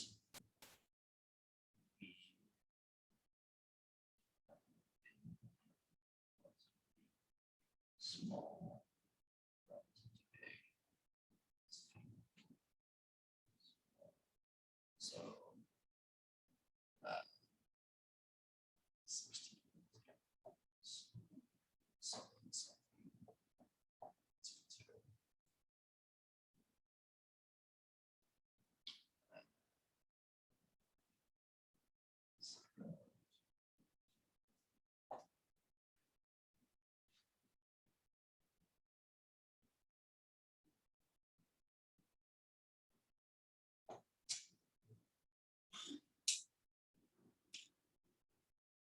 So I don't really know how to involve the derivative here.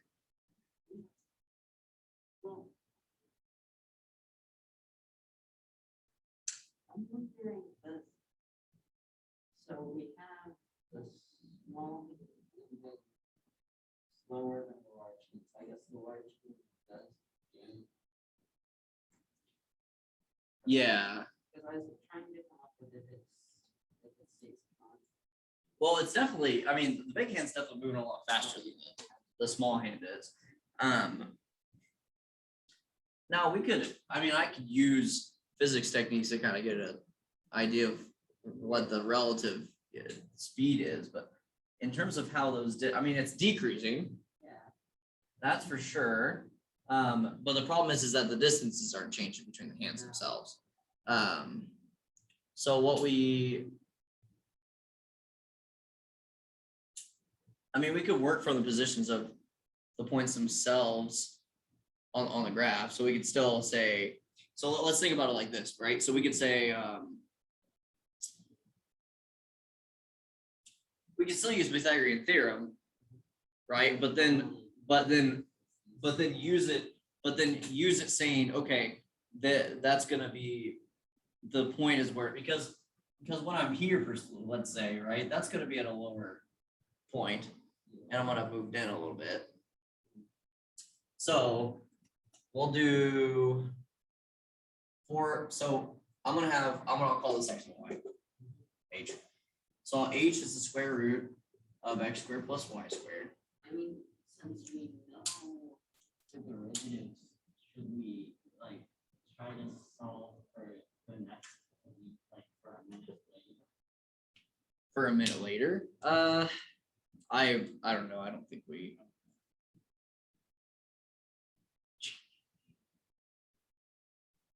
Okay, so this is, I'm considering this Y, Yeah. and then how much it's changing.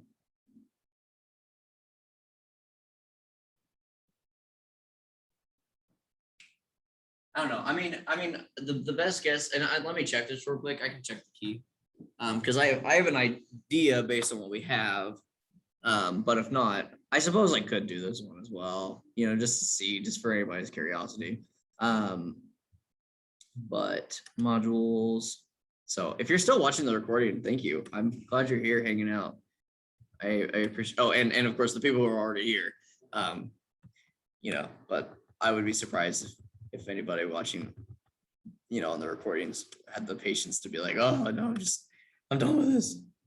I've had enough of this guy. He's not helping at all. Okay. Oh, okay. Theta. Okay. Actually, the key gives a little bit of a, it says at 3 p.m. it says theta is pi over 4.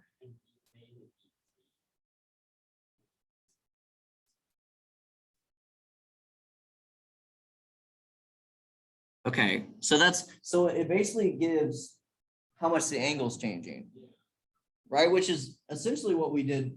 And then you would multiply that by the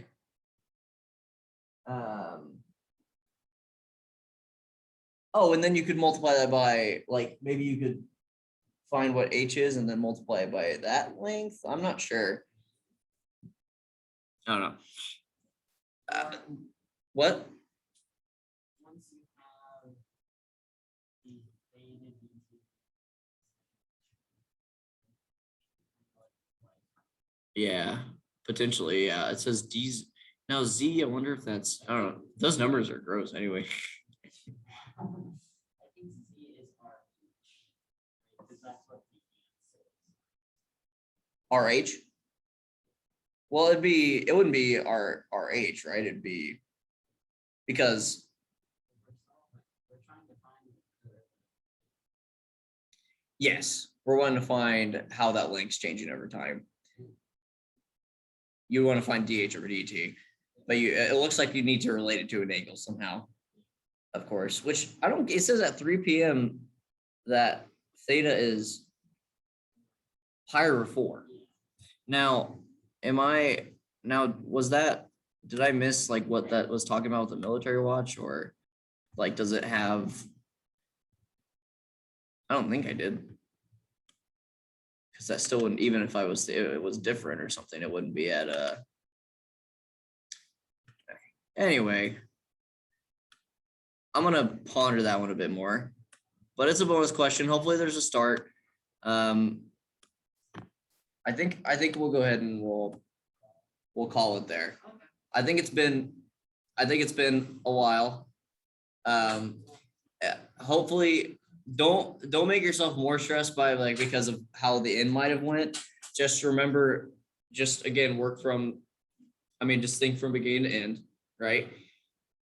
You'll just take the time to practice and get it down. It'll be good. And this is for everybody, those who are listening now and those who will be listening later. I believe you can do it. I know you can. Okay.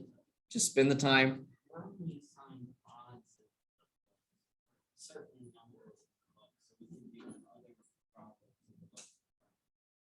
Yes. Please practice. Just practice some problems. Like especially 2.8. Get your head around what you're looking for. Okay. Because that's the step you need to take. And I'll be honest, I'm not to scare anybody, but that's still something that is something that I'm still learning to do perfectly. So don't expect that you need to have it perfect, but you still want to be able to look at the problem and understand, here's what I'm going for. Here's what I need. Here's what I am wanting, right? Know your variables, make sure you name things well, and it'll be good. So there's an encouraging message to you all. Thanks for coming. You are online and you in person. Thanks for watching, and thank you. I appreciate being called a goat. So, yep. See you guys. All right. Yep. Thanks for coming, Martin and John. See you guys.